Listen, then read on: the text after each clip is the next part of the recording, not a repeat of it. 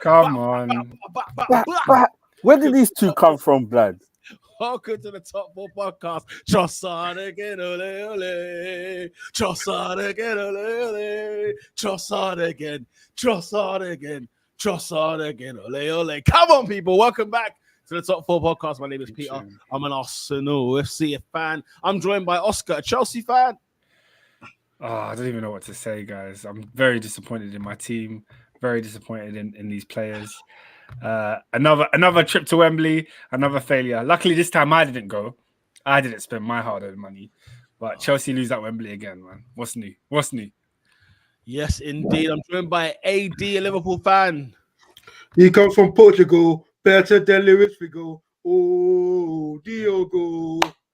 Listen, man. Come off the hour, come off the man. We're back. We're loaded.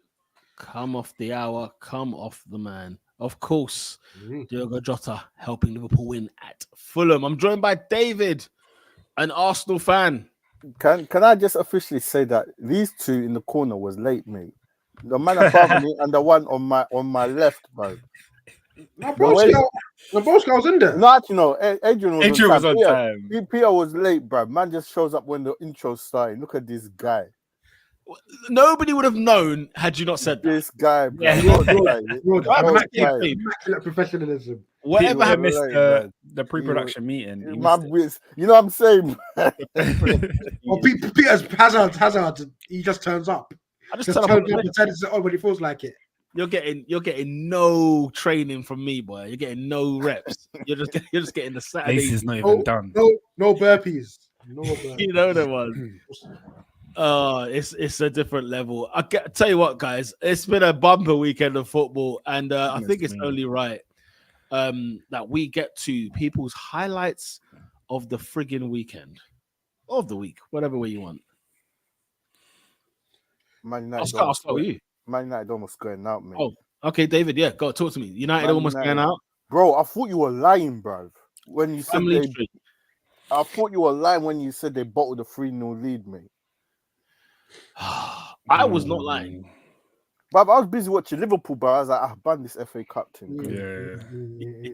Then Adrian told me, lock off that stream and go on ITVX. I went there. VAR just bumped the whole thing, cuz. Yeah, VAR had an absolute bumped Coventry out of here, man. But anyway, that's apart from that, what else happened? Yeah, that's pretty much it, mate. For me, that's my highlight. My highlight of the week. Oh, there's been a goal in the Milan derby. Oh, don't ruin it for me. What's going on in the Milan derby, John? Because tonight is the night, Oscar. Tonight is the night at San Siro in the Milan derby where Inter Milan are going to lift the Scudetto once again. Make it 20 times for the Nerazzurri. 20. That will be one more than Mr. AC Milan. Talk to me. Ladies and gentlemen, they're on their way. A corner kick lands at the head of... Is it Acerbi? Is that how you say his name? Acerbi. Sorry, my bad. Acerbi. He's unmarked. It's a flick on, and he's absolutely unmarked. A man of his size and stature. How they've let him get all that space. But yeah, Inter, looking like they're on their way to winning the league away from home. You're such a clown. They are away, technically. They are technically the away side, and I'll tell you what, they have silenced it. Mr. Acerbi's there, silenced the masses. Nat says he's a racist. Bun him. I don't know. I mean, yeah, there is a bit. I can neither confirm nor deny. There's a bit of a stink going on there. Oh, is he actually a racist? He's in a bit of a technicality. He's in the technicality. What did he do? Oh, what's the story again? He story in Ballamore. Who was he having the squarms with? I think it was with either. I can't remember if it was Osterman or if it was a Lazio player. I can't remember. There was a little skirmish going on between the two. But as of right now, we don't discuss those things because there's a title on the line. A packed San Siro. Oh, apparently he was dropping the hard R. That's what they're saying. Juan Jesus. Yes. Juan Jesus. That's the one.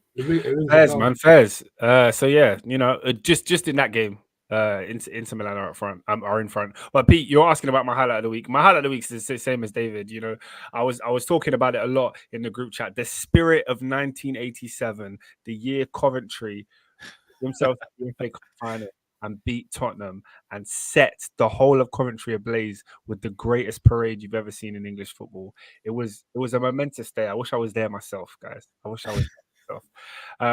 We took that spirit to Wembley, guys. We took it to Wembley. And just when Bruno Fernandes made it 3-0 and everybody thought it was over, the spirit rose from the ashes. Hey, the fact that I have a mic now, I can whisper. You hear me clearly. That's brilliant. That's 10 out of 10. Yo. The spirit rose from the ashes. Yeah, man. Unfortunate, man. Unfortunate how the game panned out, but I'm sure we're going to get into it later. But yeah, I'm sure we will. I'm sure we will. AD, what was the highlight of the weekend? On the road, do people care about my highlight, or like you just want to hear my football? You know what I mean? I went to on Saturday with some of the lads. Went to Blackers Burger in okay, in Cannon Street. I don't. Good. Right. Was it worth it? Would you recommend Blackers Burger? Never heard of that. Blackers. I don't. Never have I. I might be pronouncing it wrong. No, it's all right. You know what? It felt like, you know, when you go to a football stadium. And you order a burger and chips. That's basically what it was. So it wasn't elite then. You wouldn't recommend. No. Like it was solid. It done the job. It was a John O'Shea. It was a John O'Shea. Fairs, man. Fairs. Solid. Can slot in for Vidic if he's out, but you don't want it for 38 games. Can I go back because I got another highlight? Yeah, let's go for it, man. My actual highlight, the thing that made me the happiest this week, was Arsenal losing in Bayern. Oh my gosh. Do you know the endorphins that ran through my veins that night? I was so happy. So Wednesday night, I was happy at Arsenal's misery. And Tuesday night, it's going to happen again. You can't be serious. Arsenal's misery is going to flow through my veins, ladies and gentlemen. And I am going to scream to the hills when Chelsea put an end to your title race. You at the Emirates tomorrow? I am there. Oh, he's there. I am there. I'm Pete. In the highly unlikely event that Chelsea win the game, I'm not leaving North London. I'm waiting for you to come out of the ground. I don't care if it's midnight. Pete. I'm waiting for you. just to knock on your window when you get the car and you pull out the Emirates car park. You know, Peter's, you know, he's got a premium parking. Yeah, he parks where the players park. So when he pulls out his car and he drives around when he pulls out his car, he's gonna see me on the corner of the road. Yeah, when he's stuck in traffic, I'm just gonna walk up to the window. I'm just gonna knock on the window and say, hey. When Arsenal messed it up. When Arsenal effed it up, we're all having a party. When Arsenal messed it up. Again. I can't wait. Why is Oscar gritted teeth like our season ain't done? He said, Oscar, you got to work on Wednesday.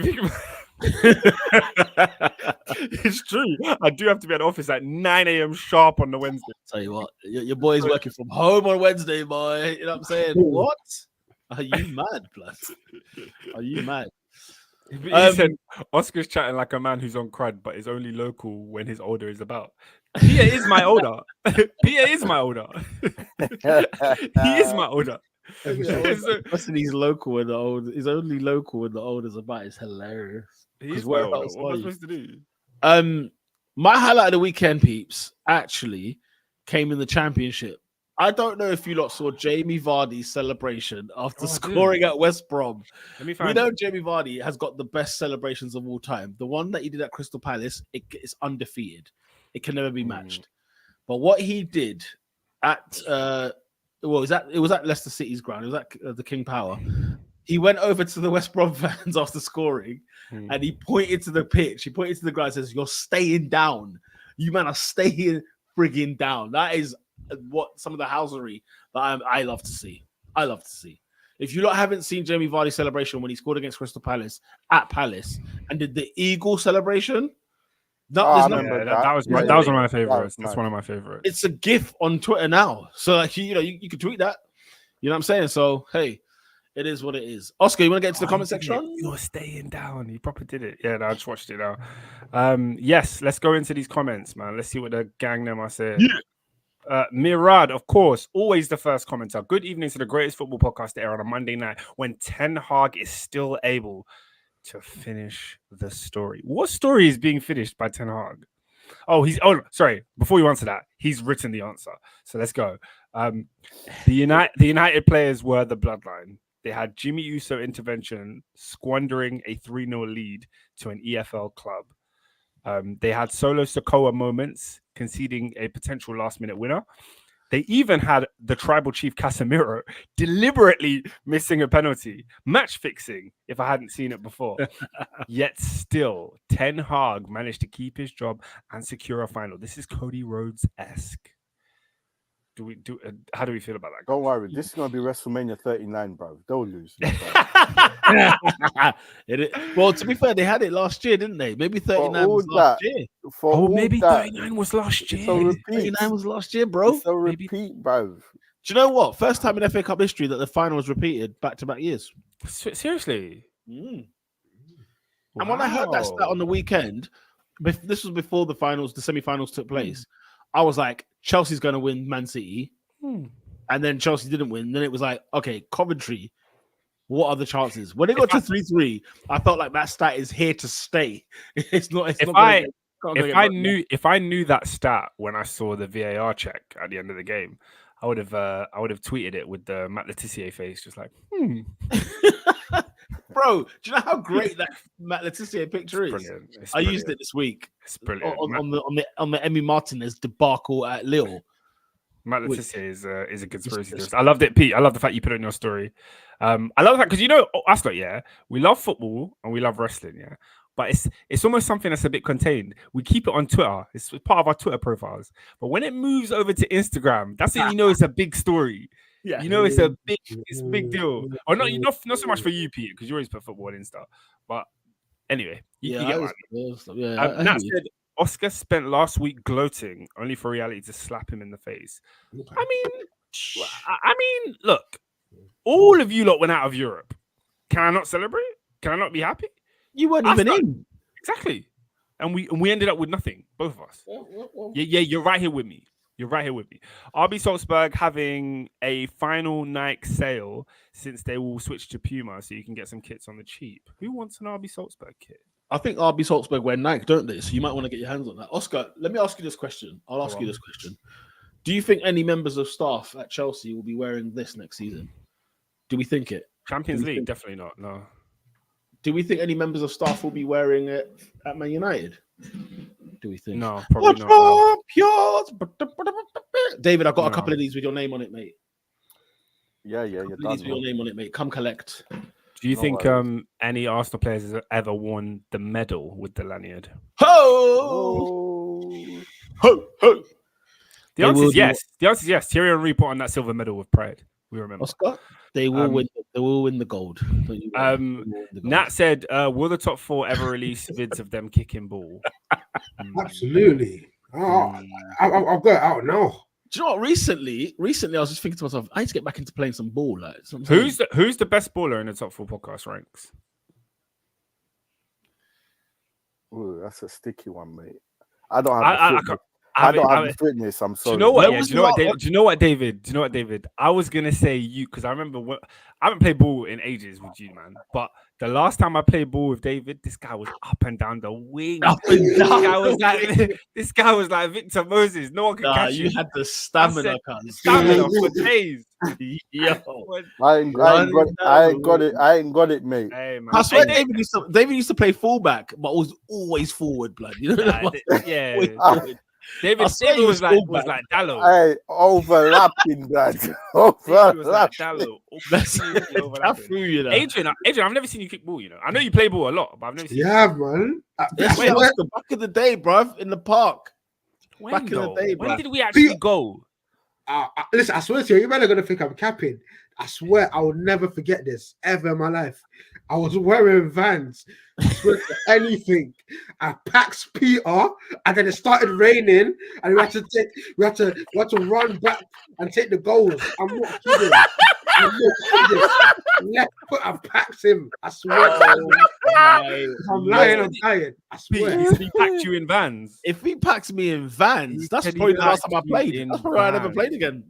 That's probably what done it. Oh my gosh. I was like Gary Neville at West Brom in 2011. I said, "What the hell?" I feel like AD would be a stiff baller. I take on a half turn and play out still. I take it on the half turn and play. Tahar said, "My money's on Ernest. He seems like a bagsman." Imagine. I don't know about that. It's not Remy because his knowledge of football is a howler. Remy's active. I think out of us now, Remy is definitely the most fit. Did he not run the London Marathon yesterday? I don't think he did the marathon, but he does like 10k. He does like 10ks every 2 weeks. Yeah. I don't think he did the marathon, but he does. I'm sure I've seen numbers on his chest. I'm sure he's at that. He's at like 4, 5, 6. I'm sure I've seen that. Like a Bristol something. Yeah, Bristol. Assad said Oscar and Peter kicking ball would have been stitches. David and Robin too. I feel like AD would have the most tech. I don't think that's that far off. I think Robin would be a fouler. But Robin also, I feel like Robin would just he would think he's won the ball, aggressive. or like they run and it's like, but his elbow hits me in the chest for no reason. Like you didn't have to hit me, and he didn't know he was hitting me. But Robin is also one with mad energy. He's got tons of energy. Robin's just got bare, and you see Robin drinking Prime every week on the podcast. This guy's got mad energy. Robin's got a lot of energy. And Robin technically, like, his day-to-day lifestyle is the most active. Yeah, to be fair. Yeah. To be fair. What else we going? I need to move on from this. But Ernest is the brother who doesn't move much, but when he gets the ball, he has the best touches. A bit like Chunks. That finish. God. Yeah, do you know what though? I said Robin would defo dive. Nah, do you know what? Nah, Robin couldn't. His pride wouldn't let him. There's no way he's diving. Do you know when I was smaller, I used to dive, but now I'm quite tall. If I dive, I just look stupid. Do you know what as well? Yeah, I don't know when the last time you lot kicked the ball, but let me tell you something right now. When you ain't played ball in time and then you get on that pitch, brother, it's like I should never do this again. You gotta get into the rhythm. You gotta just firm those first couple of games, get that match fitness. But let me tell you, even just trapping the ball, it's like bringing that ball down, control and move. That's not the easiest thing in the world. Like you need some oil in them hips. You know what I'm saying? I could tell you now, boy, hip bones must be rusting right now. But I was thinking about getting back into it, to be fair. But you got to buy all the equipment. Man. I got to get boots. I got to get the short. You just need a pair of Astros. That's all you need. Well, I'm not in the village, blood. What like, boots? Wait, boots. Where are you playing? Where are you playing? On grass? On a grass thing? Nah, man, it's a goals thing, man. It's a goals thing. Or like, or maybe like, because obviously Arsenal got a hub in it. They got like a hub, so you can play in like an Astro Deso kind of. That's what I'm saying. Just get Astros. I know you got Direct. Huh? Say again. I know Peter's got Paul, man. Must have got Paul. What you don't want? We kicking the hub. Should we go for a little kick about the hub? Peter could get us on the pitch at the Emirates. I know he could if he wanted to. I know he could. Like that's a card you got to pull out, like like on a what's it called on a Susan G. Coleman thing. What's the thing that Cena does? What's that thing called? Oh, you're taking a mick. I don't know. No, what is it? When they tell the robes pink. Yeah, all that Connor's cure and that. Yeah, what's that thing called? Make a wish. That's what I'm talking about. Make a wish. That's a make a wish kind of cool. Lads, let me get through these comments because we got a lot. Let's go today. Tahar says, "Big up Chelsea, got robbed. Jackson is a criminal. Champions elect? ? Nat says an East African with 2 Western names. What a howler! That's a howler from you because he's actually from Senegal, not East Africa. Baraka said, "What's good to the top 4 podcast?" Tahar says, "Liverpool win and AD wants to be on time. How funny? How funny is that?" But what you on about? We're winning all season. Oh my god! Do you know what time I wake up? For me to even be here, I'm inspiration to you all. Hey, what AD was you banging and clanging earlier on? No. By the time I finished like 6:37. Stress. It's a long day, man. Do you know what, man? The working life's got a chokehold on us all. Baraka says, man out here snitching. David says, big up top 4. Hope everyone's blessed. Done, no. Highlight is the statement Forrest put out. Man, are listening to many men wish death upon me. Look, guys, I told you my affiliation towards Forest this season. They were the team I chose once Chelsea were thrown into the grave. And I'm backing them to the hills. Okay. When we get to the Forest segment, you're going to hear my wrath. Assad says, yes, guys, Chelsea losing at Wembley again. But this one was a lot more prideful than our previous one. 3rd time without played City and not won. On to ruining Arsenal's title charge tomorrow. I wish I believed it. Oh my I can't God. lie. The temptation to whisper is just so heavy. It's great. This It's a great mic. feeling. It's a Picks great it up, bro. Yeah, it picks it crystal. I'm just imagining Oscar controls it and Peter and Robin just press it. I'll tell you right now, I can't breathe on the pitch. I'm gonna be honest with you. I'm not the fittest guy by any stretch of the imagination, but I'd be a world-class centre half today. Let me tell you that right now. What makes you say that? In League One, for sure. What makes you say that? Yeah, where have you got that? Because I'm not letting anything get past me. Let me tell you, nothing's getting past me, bro. My mission in life, blood. You know, like a striker wants to score a goal and celebrate. My celebration comes from every clearance, from every header, from every tackle, from every. You know the ones when you barge the striker out of the way so the goalkeeper can pick it up. Oh my God, fist pump, straight in the air, guys. Right now, me at centre half. It's game over, man. It's freaking game over. Game over. Because I can't let it happen. I can't let you run past me. And if you nip the ball through my legs, you're going down. You're going down. That's crazy. Every time. Yeah, low key, Nat said Oscar would play like a homeless Seedorf. Whoa. That has to be a compliment, surely. What does that mean? I'll take it, yeah. First of all, Seedorf is one of the most underrated centre midfielders of all time. Like, this guy could play left mid. He could play right mid. He could play centre mid. He could be attacking. He could be defensive. He was incredible. He looks like he's like Eddie Abu, bruv. The guy was hench at 40 in the midfield for freaking AC Milan. The guy's technique was outstanding. You know, positional. It was quality. And if I'm homeless, then the hunger that I have to succeed is more than anyone. So a homeless Seedorf is technically better. So hold it. Tahar said, brother said, boots, allow a big man, go cage, pitch, real football. Yeah, Pete, that's what I'm saying, man. Get on the cage. I've been on like 12 This years. UFC. What are you talking about? I mean, it's not freaking octagon. Get the hell out of it. Top 4 football challenge. Yeah, I know, innit? Top 4 challenge. That would be hilarious content. Tahar says, can we get a weekly Dan Ashworth update? Oh, look, Dan is settling into life in Manchester. You know, he's with Jason Wilcox. What the flip's going on there?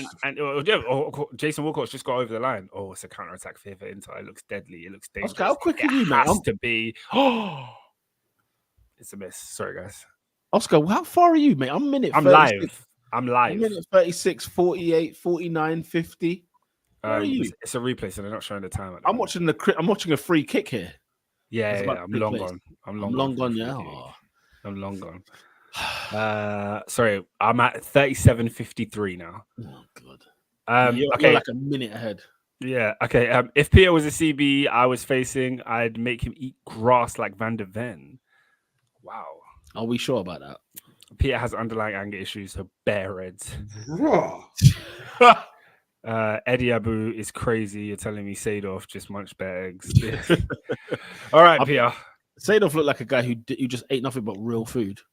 If it's one ingredient, he only ate that. Oh, how was he missed it? You know what I mean, Pete? You know what I mean? So normally, guys, I would never talk about a chance as it's happening because we should only really commentate on goals. But this had to be a goal, right, Peter? It had to be a goal. He squares it left to Barella. Barella puts it to the center. Ay, mamma mia. This is a terrible miss. I mean, when you're going for the title, you have to put that away. Did you see Lautaro Martinez's miss from earlier? God, he missed an open goal from the 6-yard box. No, I didn't see it. Well, Pete, it's time. Where are we going? What's funny is, where are the Man United lot? Yeah, I know the Man United. Where are the Man United lot this week? Where are they? Because I don't know where they are. But guys, what the flip took place in the FA Cup? Listen, protect the FA Cup at all costs. Protect it at all costs because of moments like that. Right? I get it. It's not the result we all wanted, but my God, we have enough entertainment. We have enough embarrassment. And to the point where, guys, I've turned almost half circle on Eric Ten Hag. Wait, what? You lot ready to hear this? Wait, what? Wait there. Give me this give me another season of this. Because, guys, the last 2 years of Manchester United, I don't think we actually understand how funny it's been. I don't think we've actually taken into account this, like with all United's shenanigans that's happened in the last 10 years. I get it, right? With the we've laughed at everything that's taken place. Yeah. Guys, we are in the funniest era. We are in it. This is the most funniest era of Manchester United. You better drink it in now. These guys were 3-0 up against a championship side, and they were pegged back. We're talking like, guys, you're not the only one to say this. I'm hearing a lot of people peddle this talk of this is the worst Manchester United team ever. Yeah, is it? It is. Is it, David? Is this the worst Man United team ever? Name it. Name the year. Oscar. Name the year. When have you seen a United team this bad? You're winning a game and you end up losing. So inconsistent, mate. Name them under Ferguson. All right, name me the Jumba. You can even Jumba, Cleberson, all them man there. Yeah. At least them man still going to Champions League. It obviously it's better than anything Fergie era. I'm just saying, like post Fergie, the last 10 years. Is this the worst? This is the worst. Oscar, look at the table. Look at that squad. This is worse than Oli. Look at the dross that they're serving up on the pitch. Yeah, look, Bracker said Ollie's final. This is worse than Ollie's final season. Is it worse than that? Yeah, it is. It is. Fair it is enough. worse. I'm not even disagreeing with you, man. I'm just questioning. Assad said, Oscar, this United side held 20 shots a game minimum. They haven't won a 90-minute game since the 8th of March. Oscar, can I remind you what the season was? This is a season where they couldn't get out of the group stage of the Champions League. Not only did they not get out of the group stage, 50. They finished bottom of the group, Oscar, which had Copenhagen and Galatasaray. They conceded 15 goals. Okay. One of the teams in their group is in the semi-final. Pierre, you're ignoring me. They conceded 15 goals in the group stage of the Champions League. They played 6 games. How do you concede 15 in 6? Oscar? That's crazy. Let me continue. Oscar, do you remember how they went out of the League Cup? No, remind me. At home to Newcastle United, I remember Joe Willock scoring the third. Where they packed in Manchester United, right? League Cup. Do you know what, okay. Do you know what it is? That's not getting me. Have they had any embarrassing defeats this year? Because do you remember last year they got slapped 7, and we've seen them get packed in by Liverpool. Oscar, I think did Bournemouth give them 3? Did Fulham give them 3 at home? Fulham, both at home. Fulham, both at home. No, Fulham slapped them 3. All right, let's have a look. Let's go into maybe maybe I'm just 3-1. I think it was 3-1. So we're confirming that this is the worst United side we've ever seen. Oscar, look at it. Let's go back. I'll take you back. Right? Let's go. Take it back now, yeah. Just take it back now, yeah. Crisscross. 2-1 that time. Reverse. Right. Let's scroll. Where are we? 2-1 that time. Okay, so this is hilarious. See, you guys lied to me. You guys lied. We know this is hilarious. What do you mean we lied to you? You said Fulham won 3-0. They didn't. Oscar, we'll get there. Don't worry. We'll get there. Oscar, AD, we'll get there. Let's get there, man. Bournemouth 2-2 away is hilarious, and it was a shoddy performance. Yeah, they conceded 4 goals to Chelsea this season. So did Manchester City. Okay. Arsenal conceded 2. Oh, okay. but Pete, just in case we are ill-informed and we don't have all the facts, I've invited somebody who has all the facts to let us. It's the final.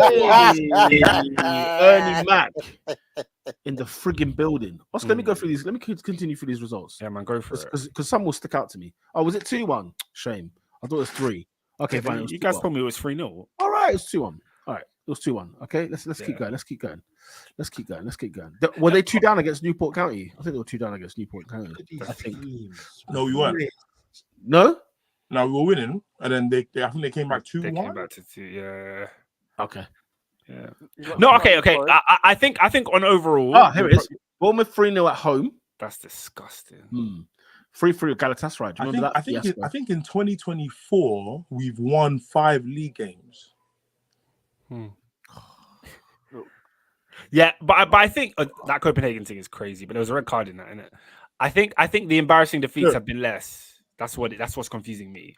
But there's just been many defeats. Palace at home, 1-0. Yeah, but like these things no longer shock me. A 1-0 against Palace no longer shocks me. I think that's what I'm immune to it. Man United are the worst. You guys are right. But I'm immune to how bad they are. Galatasaray at home again. Yeah. Brighton. They scored 3 in Munich. Left with no points. You see this result? Brighton. You see this result? Oh, That's when I gave up. Brighton. 3-1. Brighton at home. I can shout Athletic in 07. You can see the free at your own drum. Cash. Just because. Have you seen our fixtures after the next 2? Our last 4 fixtures. Let's have a look at your last 4. That Wolves game was a robbery. They battered that Wolves game was a robbery, mate. That Wolves game was 4-0 Wolves. It was. Your next 4. Oh, is that the one where Onana came and banged up the guy? Yeah. That was Oscar. That was game week 1. Yeah, I remember that, man. That was criminal. Was that on a Friday night or something like that? Or a Monday night? I think it was a Monday. I think it was on the pod. It was on the pod. Sheffield United, Burnley. No, Pete, our last 4. Oh, your last 4. Sorry. Your last 4. Yeah. You were there. You were there. Okay. Including the FA Cup. But yeah. Palace, Arsenal, Newcastle, Brighton. That's stinky. Where are we getting 3 points? That's stinky. Because it ain't Palace. No, it's Palace, man. It ain't Palace. Oscar's Palace. With Elise safe it, it's not Palace. I like Oliver Glasner, don't get me wrong, but it is Palace. Something right. Hey, they're losing that game. Do you see what they did to Hammers, mate? Palace. Did you see what they did to Hammers? David, mate? your measuring stick is not West Ham United. It's That's West not your Ham measuring United, bro. It's not your measuring stick. Yeah, All right, boys. We're getting sidetracked. We are getting way too sidetracked. This weekend, Manchester United fans flooded Kilburn. They were all over Kilburn. Yeah, Were they all over Kilburn? all over Kilburn on Wembley days. I don't know why. They're the only club that does it. Everyone else goes their own way. But Man United fans. Oscar, have you seen the video of the United fans going back inside to Wembley? Yeah. Brilliant. It's beautiful. Brilliant. But I'm not against them because I would have left 2. No, that's a stinker. I would have left 2. If Coventry scored a last-minute winner, I would have left. Go back in. And let me tell you, I would have done exactly what they did. Don't I would go have back left in, then. when Coventry scored. When I hear that it's disallowed, I'm trying to get back in. I'm not going back in. I'm not going back in. I'm not going back in. That's Why? a walk of shame. That's a walk of shame. Because It is still. Oscar, Walk of shame. I was awake by 3-0. I fell asleep. After 3-0, I fell asleep. I was in my 3rd dream. I woke up. And he was a millionaire, you know. I woke up. Whatever it I saw 3-3. I saw what's going on. Even check this. This is Ernest, who knows Man United this season, says, "What's going on there?" That's when you know. After the run that took place last week, guys, did you hear the commentator when Bruno scored? He said, "That's it. We're all set for a Manchester Derby final. That's it. Thank you for coming, Coventry. You've been great. It's been a great." It was over at 3-0. No. It was over. No, guys, at 3-0, I said, "Oh, so this is our level. We can comfortably beat Coventry, 8th place, championship." Oh no. I never thought we were keeping a clean sheet. that's But 3-1, even 3-2, even the poor, not the mighty, the poor Man United can see for a 3-2. 3-3, Peter. I said, what is going on? And you know, like, there's eye bogey in my eye. Yeah. There's drool. I'm thinking, no, this is a nightmare. This is a dystopian future in which Manchester United, formerly known as Newton Heath, I can't are lie. not good. Cool. That's the worst way to wake You up. see, You see at the fourth, you see at 4-3.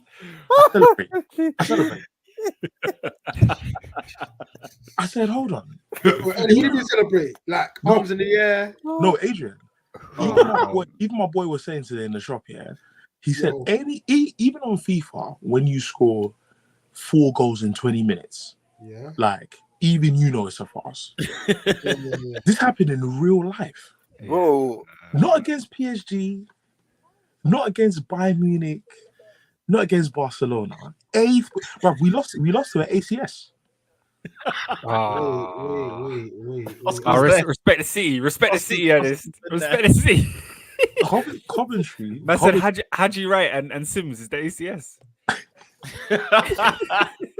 No, Coventry should have won the game.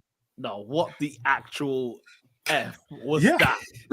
Honestly, I was in disbelief when I was watching this. I said, nah, it can't happen. I was like, come on, Coventry. Oh, yeah. Shout out to Endo. He says he was listening to Touchline Frackers and Dissu shouted Ernest out. I haven't listened to it. He shouted you out. What's funny, the funny thing is I downloaded the episode as well because I ain't listened to these in time, but then they put something up. Like, it came across my screen. I was like, I need to actually have the butchers, see what they have to say because I know they'll be ripping. Even though United won, I know he'll be ripping. So No, I swear to you, I don't know one United fan that was happy. God bless you lot. Find shame. I don't know a single United fan that was like the only source. What is that? Sims from Everton, Bro, Ellis Sims, bro. Holy smokes! I need a clock. That's why I said his first debut. I saw him leading the line in the Merseyside derby with no trim. I said, "Oh man, I said he's a problem." He did not get a sniff at that derby as well. He got nothing. Yeah, he didn't get a sniff. I remember he didn't get a sniff in the first half at Wembley either. Guys, the only morsel of happiness was that after all Man United fans hate watching all week, no one was laughing. I mean, people were laughing. Yeah, but we didn't lose. You didn't lose. Yeah. You're in a final. You're in a cup final, mate. Again, miraculous. What I'm happy about is that game has converted all I'll say the majority of my brethren who were saying, "Nah, give Ten Hag time." That game, I think it's turned a lot of people. Really? Like, you talk about control in every press conference that I've listened to, he speaks about control. And I'm like, guys, this is Coventry. Respectfully. Shout out to Coventry. Control, bro. Shout out to Coventry. But you're telling me because you took off Kobe Mainu, we lost control? Like, yeah. Listen, there's nothing more to say. They asked him the question. They asked Ten Hag the question. United fans have sort of said that this is embarrassing. Can you understand why this is? And he said, "No, I don't understand why people think this is embarrassing. We're in a cup final. What are your teas on that?" I remember. I think I read something today about Jason Wilcox's arrival means that he's essentially being audited. Yeah. Now, personally, if this is former Blackburn Rovers winger Jason Wilcox, just for those who didn't know. Yeah. So if you're telling Premier League years, that's just for your Premier League years knowledge. But God, if you're telling me that a new technical director has come in, if the manager's doing well, he's not being audited. Nah, I don't know about that. Do you think Chicky Bernstein can get replaced, and they assess Pep in the next 2 months? but that's the best manager in the world, though. Okay. Let's go even further down. Do you think De Zerbi's getting assessed? Yeah. Why? Because whoever is in charge of your club needs to have an overarching vision that is bigger than the small milestones of success that you are achieving. For example, if Manchester United win the FA Cup, and they finished 6th in the league, the highest they could possibly finish this year, yeah, people could say, "Oh, Ten Hag's done all right," but the board still need to be looking at Ten Hag saying, "Yo, you might have got success here, but this success is not the success of 10 years. They want long term." So the assumption I'm making is that they won't make such a big decision on one game. Of course not. Yeah, of course. That's why I'm using the example of De Zerbi, Yeah, because I'd agree. thank you, Endo. Because ultimately, Roberto De Zerbi, in my opinion, is hitting the targets he's supposed to. Like he is comfortably where he's supposed to be. Brighton haven't signed players, in my opinion, that have moved the needle. They've signed the same guys, good players. Yep. You know, your Adingras and your Balabas and stuff. They're good players, but they don't move the needle enough for me. Ten Hag has spent 400 million. Yeah. If you're being audited in your last 2 months, Oscar. Okay, cool. In this context, it's not because you've done well. Definitely not. It's not because you've done well. Do you know what I mean? Like I always refer to Louis van Gaal and say the guy went to the Emirates with Tyler Blackett and Paddy McNair. Got a W. Yeah, he did. Got a W. Yes, someone will say you signed Angel Di Maria. Yeah, you need quality to win at the Emirates. But this guy has spent north of 400 million, and we are on course for 14 losses this season. 14. Well, we've lost 12. There's 2 more coming. That is a joke. Wait, is that all comps or in the league? No. The Premier League. The Premier League. The English Premier League. He lost 9 last season. No, but 14. Yes. Oscar, you're 3 points. You're 3 points behind them.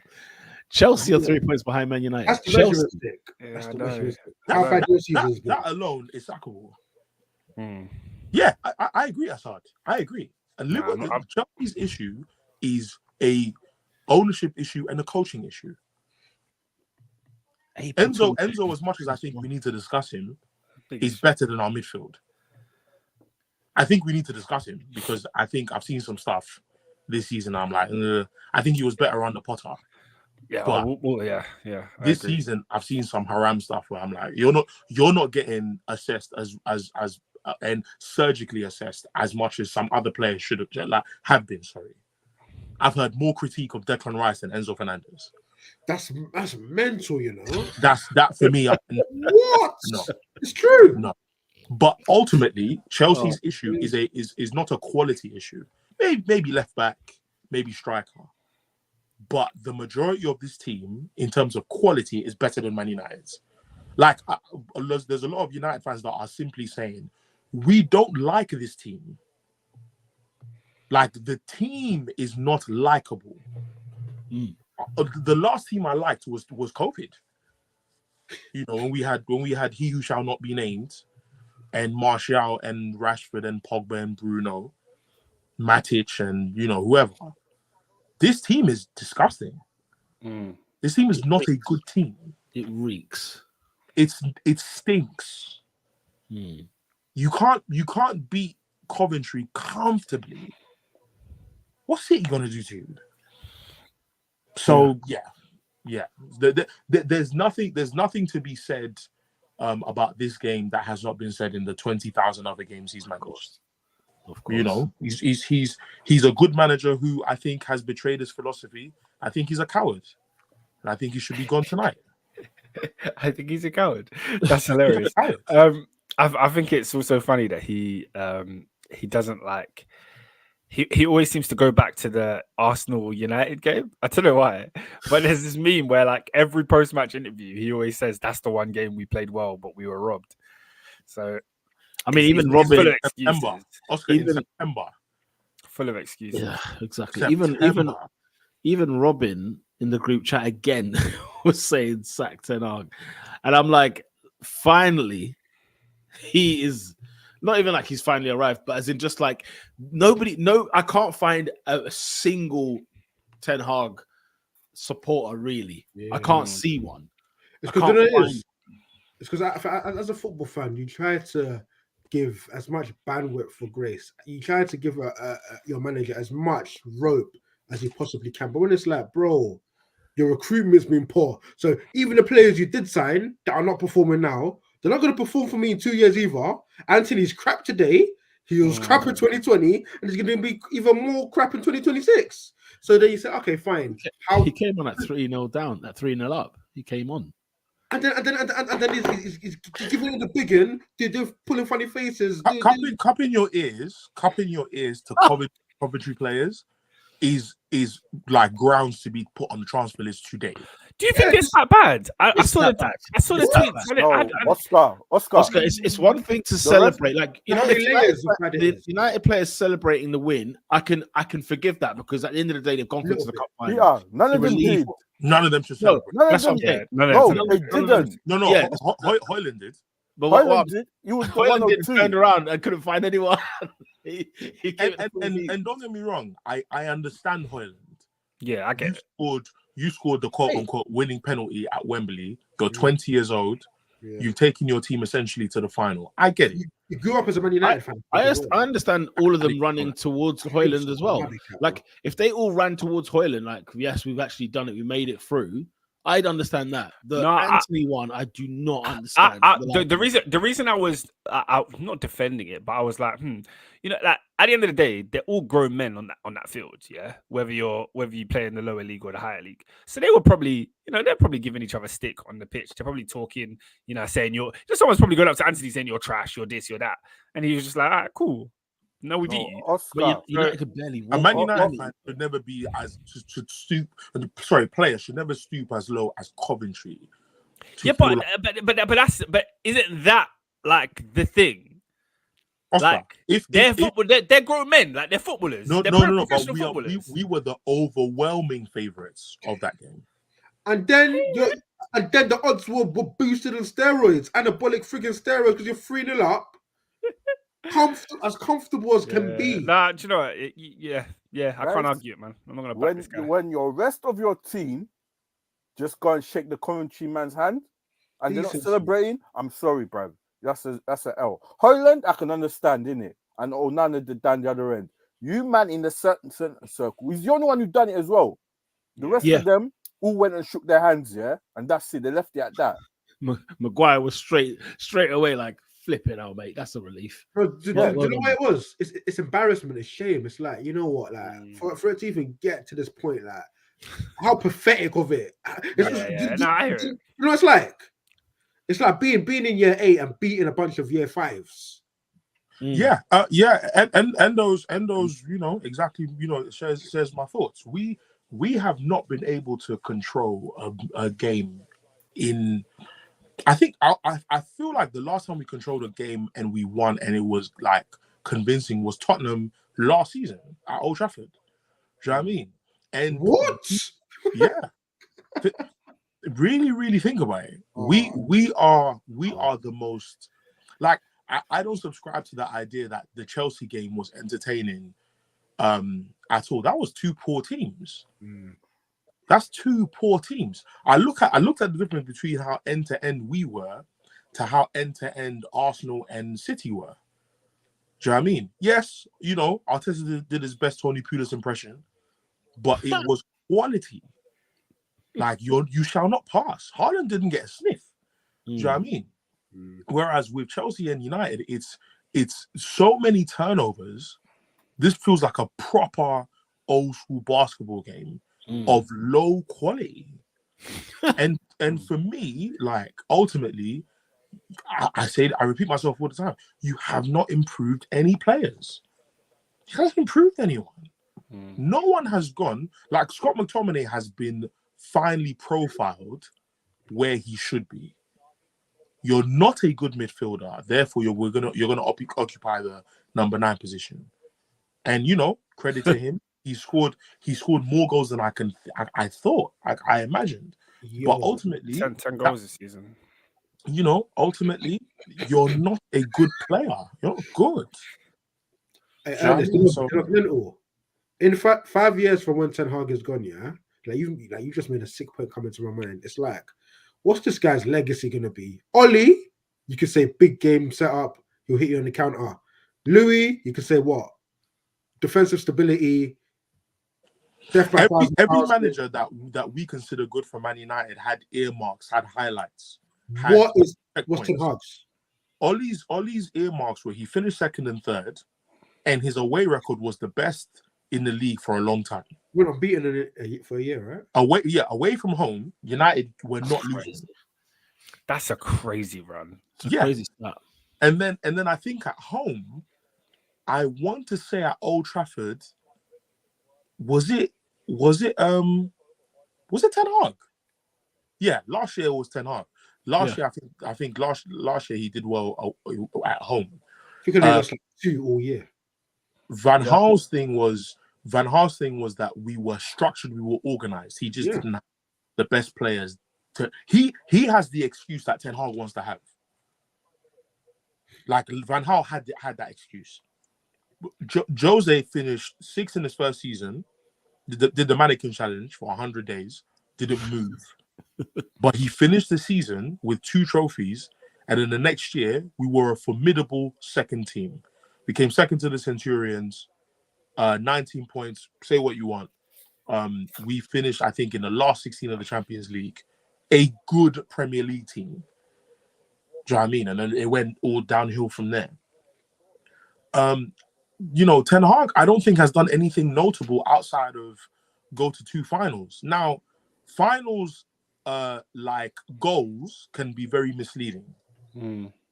They can let you believe that ultimately, because you've gone this far, you succumb so much opposition, you've done well to get here. Now, triumph is triumph, W's are W's. You beat Coventry, you progressed.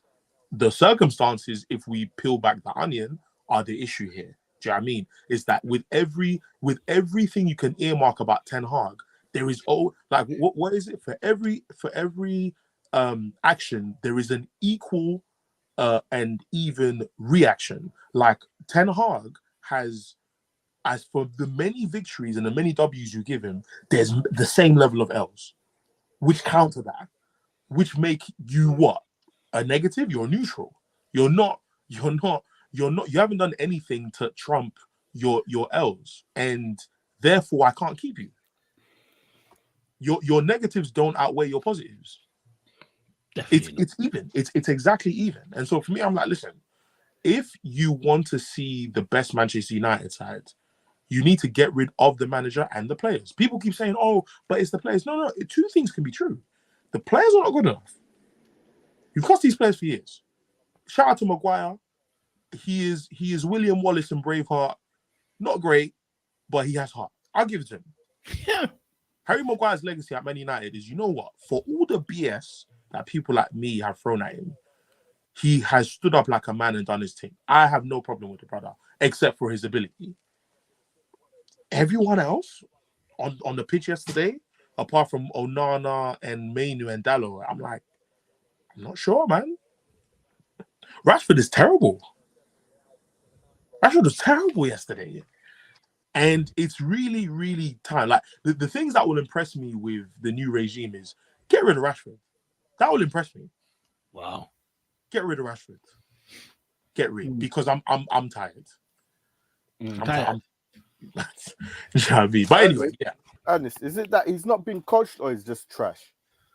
I think that the best Marcus Rashford I saw was during COVID. Oli allowed his attacking players to flourish. But I also think that, one of my clients said something that was quite profound to me, that Rashford plays for his local club. No one talks about this. Rashford why is that profound? Because it's profound because not only are you an academy player, like your barber's there, your mum's there, your brother lives there, your flipping fishmonger's behind you. Marcus Rashford has peaked. Marcus Rashford will not get better than this in England. I personally believe he should go somewhere else where he has the Farmers League tax. Rashford will do very well to go somewhere like Harry Kane went. Harry Kane was already like a baller, but Harry Kane has 40 goals in all comps for Bayern Munich in his first season. I mean, there's an argument there. What you're saying is that maybe say, Mbappe goes to Madrid in the summer. There's a space, there's a slot available. And if Rashford was to go to PSG, for example. What a goal. Oh, I'll be there in a minute. There's a bit of twisting and turning.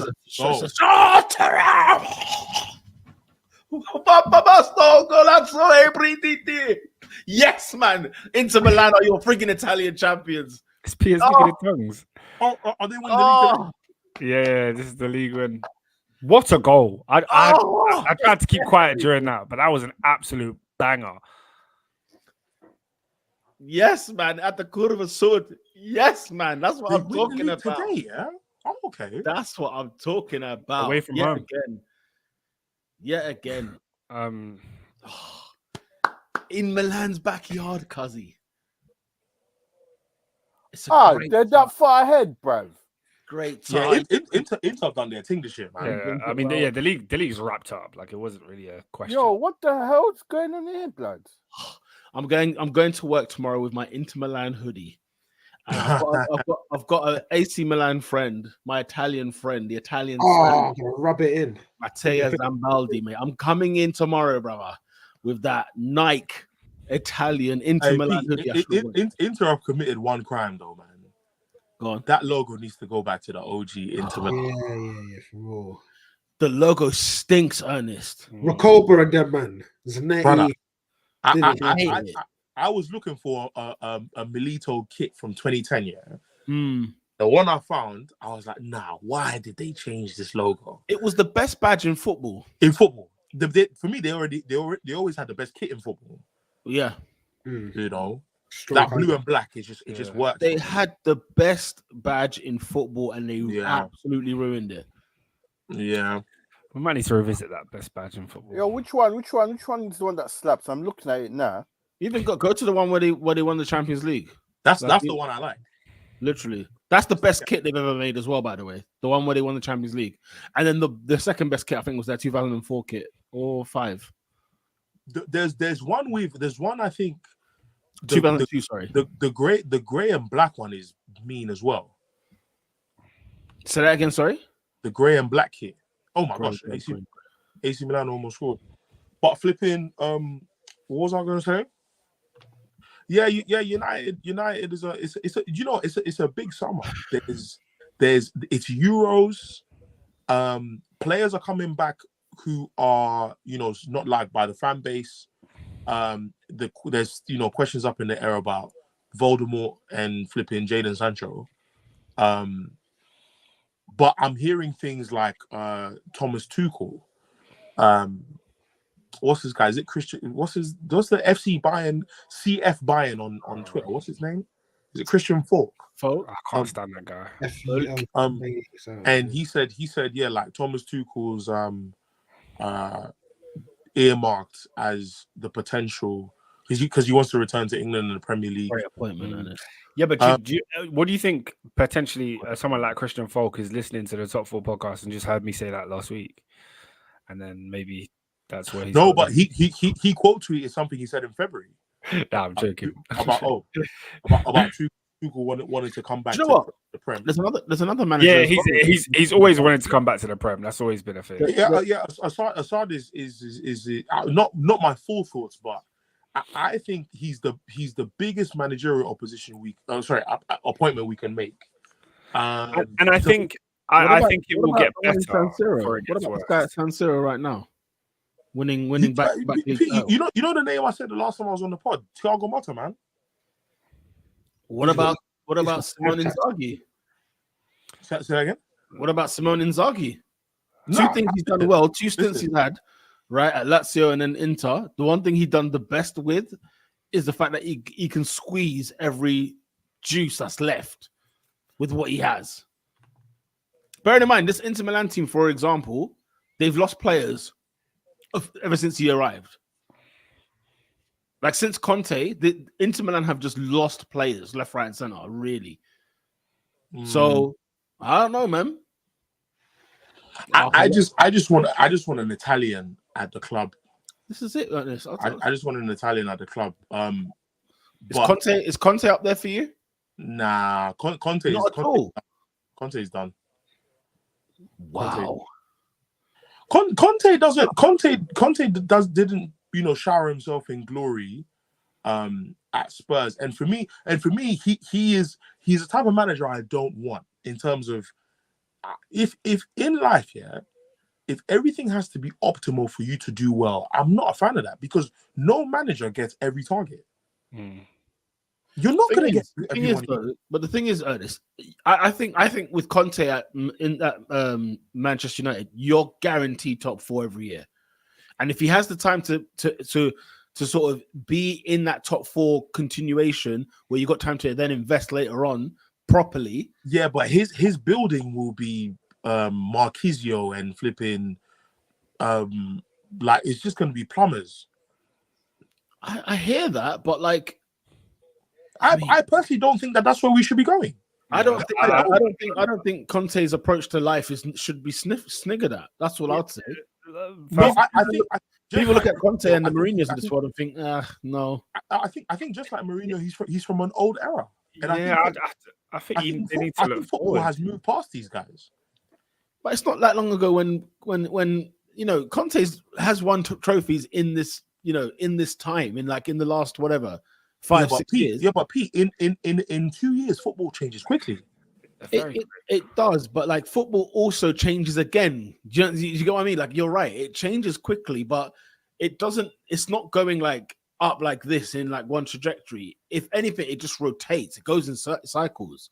And it does. It does. And right now we're in a post Pep era where you look at teams like Madrid, and they're still finding ways to glamorize counter-attacking football.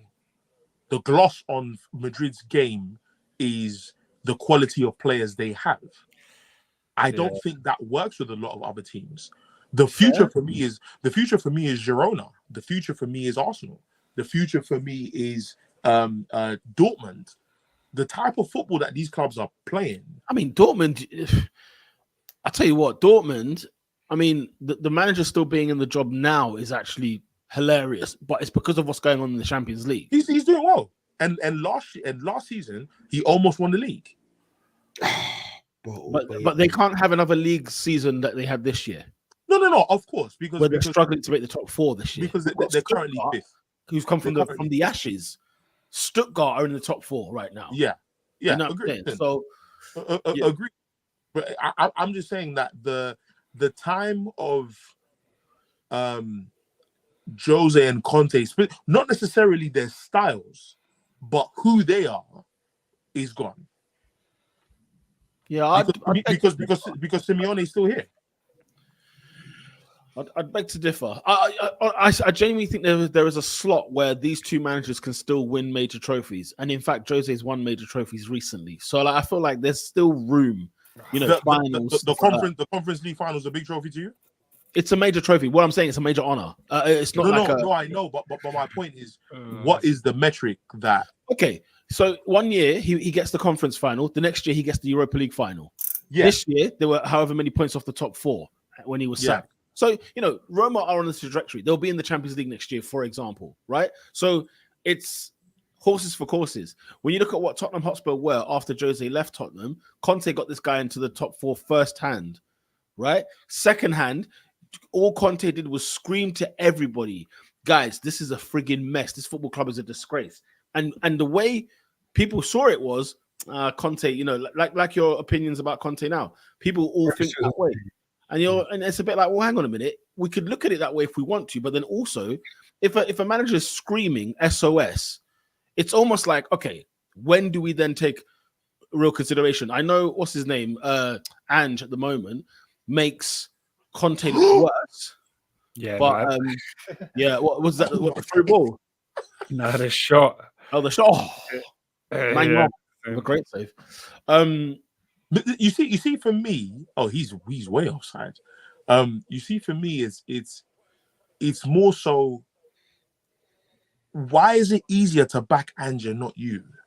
But it's not, Ernest. This is the thing. Okay, Ernest, you've known me for however many years, and you know what my takes are when it comes to this football kind of saga and this scale. The patterns are repeating itself. As you're saying, why is it easier to back Ange? It is not, and you got to wait. You think he's a yes man? First of all, Ange gets bum-licked like every Spurs manager gets bum-licked the first year at the club, right? They are overhyped because guess what's going to happen next season? I'm telling you now, you, Ernest, AD, Oscar, you lot are going to say Ange cannot do the job Spurs are required for him to do. You'll say it next to me next season. It's Word. there. And also, we're letting him off this year. Yeah, we're letting him off this year because of the Chelsea's and the Man United's performances this season. We're letting him off. Guys, they are behind Aston Villa. And at one stage in the season, they were about 11 points behind Aston Villa. It's a miracle how they are even in the conversation with Villa still, right? But let's deep it, guys. Last year, we had Newcastle make the top 4. This year, we've got Aston Villa in pole position to make that top 4. We have to read the tea leaves a little bit here. Angie's doing absolutely nothing. The guy came out and said, I don't even care about Champions League football because I think they keep egging him about that. I can tell you one man who does care. His name's Daniel Levy. And if you don't make the top 4 this year, the writing's on the frigging wall. Because if your recruitment is Timo Werner, we need to have a conversation. But you know what? We're going to let him off the first year. Because Spurs, for whatever reason, in the first year of their new manager, everyone gets a probation. Is it because they're not good? Spurs are dead, right?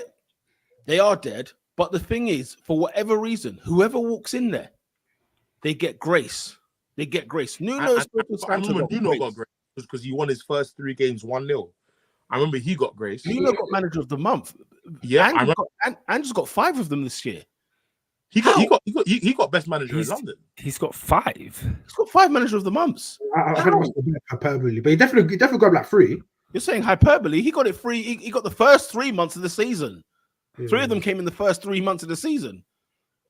When we're beating Man City at home, he's getting it for frigging beating whoever it was. I think they gave somebody 5-2 or something like that. At Burnley. Burnley. Sounds got a hat trick. Obviously with Richarlison, but yeah. You know what I'm saying? At the end of the day, like there are certain managers where it's just like, yeah, I don't know. I mean, does it cloud my judgment though? Because here's the thing: for years, I call Spurs for what they are, right? For years, and you know what happens? They prove me right every single time. Maybe you're saying it, maybe, but I can't be right all the frigging time with Spurs. Because be honest, guys, when have I been wrong about them? When have I been wrong about them? I called them bottle jobs, then they finished 3rd in the 2-horse race. I called them this, that, and the other. I called them, they get to cup finals, get pumped. You know what I'm saying? Get to cup semi-finals, get pumped. I do think that there was an error under Poch where they were edging closer and closer and closer and closer and closer to breaking it, and I feel they had a crucial window. And I correct me if I'm wrong, they didn't sign a player. Yeah, well, 2016 they did well. 2017 they did even better. And then 2018, I can't remember. Is that when they got to the final? 2018, they didn't sign anyone. Is that when they got to the Champions League final? No, they got Champions League final 2019. But I think that season. 19, okay. Yeah. Because 18 wasn't. I wasn't smelling the roses in 18. They were kind of dry in 18. Yeah, that's what I said. They were drying, and then they needed like that almost that jump start that didn't come. But it's like, oh, well, they got to the Champions League final. It's going to be okay. But they lost a couple key players, just sort of declines, and all of a sudden, you have a disaster over next season, and they never quite recover. Yeah. I don't know. I think it's one of them ones where obviously they were building a new stadium, the finances probably wasn't there. Yeah. There's probably a lot to it. Yeah. But he did do a lot with what he had, Poch, when he was there, and I don't know. Peter, you're forgetting they finished 8th last year on 60 points. They're what? They already got 60 with 5 games to go. Yeah, okay. So they can let them have 68 points. That's 75 potentially. I say 68. Okay, yeah. They've still got to play City. They've got to play Arsenal. They've got to play Liverpool. Yeah, they ain't getting 3 points in these games. Yeah, you're right. Yeah, you're right. 68 points. Let's call it what it is. If we're being generous. With no European football. Do you know what I'm saying? This is like with no European football, they're still on this scale. They signed Timo Werner. And who's the other guy they signed this season? What, Brennan Johnson? Brennan Johnson. I like Brennan Johnson, but I don't think Tottenham's the right fit for him. They got Maddison. Not the biggest fan of his person. No, I liked him at Forest. I thought it was brilliant at Forest. But guys, are you not watching this Milan derby? Yeah. I can't see the ball. Yeah, they let off flares. The Inter fans let off flares, and you can't see them. Man have let off flares beyond repair. I can't see a thing. I don't know where the ball is. I just see shirts. I'm just seeing shirts running. That's obviously from the Controversies. We love that. Yeah, screw Tottenham anyway. Let's move on. Yeah, they didn't even play this weekend. We spent 10 minutes. I know, it's way too much time. Let's talk about the other semi-final. Chelsea losing again at Wembley, Oscar. Let's do it. I mean, can we say Chelsea deserve to go through if they don't take away their chances? No, you can't. No, you can't. What you can say is that, Chelsea had the right approach. We were given the blueprint from Real Madrid in midweek. We saw what they did. And then tried to play City at the same game. And I think it's been our best performances this season when we just allow better teams to come up against us, dominate the ball in our final third, and we just held shape. He went for a 5 at the back, which is rare. We ain't really played 5 at the back this season. So you had Chalobah, Colwill, and Thiago Silva as the 3 centre backs. It was like this. I can't put any fault on Poch for this game. I think everything that he wanted to come off did come off. But at the final end of the pitch, at the gilt edge, you have to take your chances. And once again, I'm sat here telling you guys that Jackson is a criminal. And I don't know, man. This Saturday was like, how can I put it? It was bittersweet.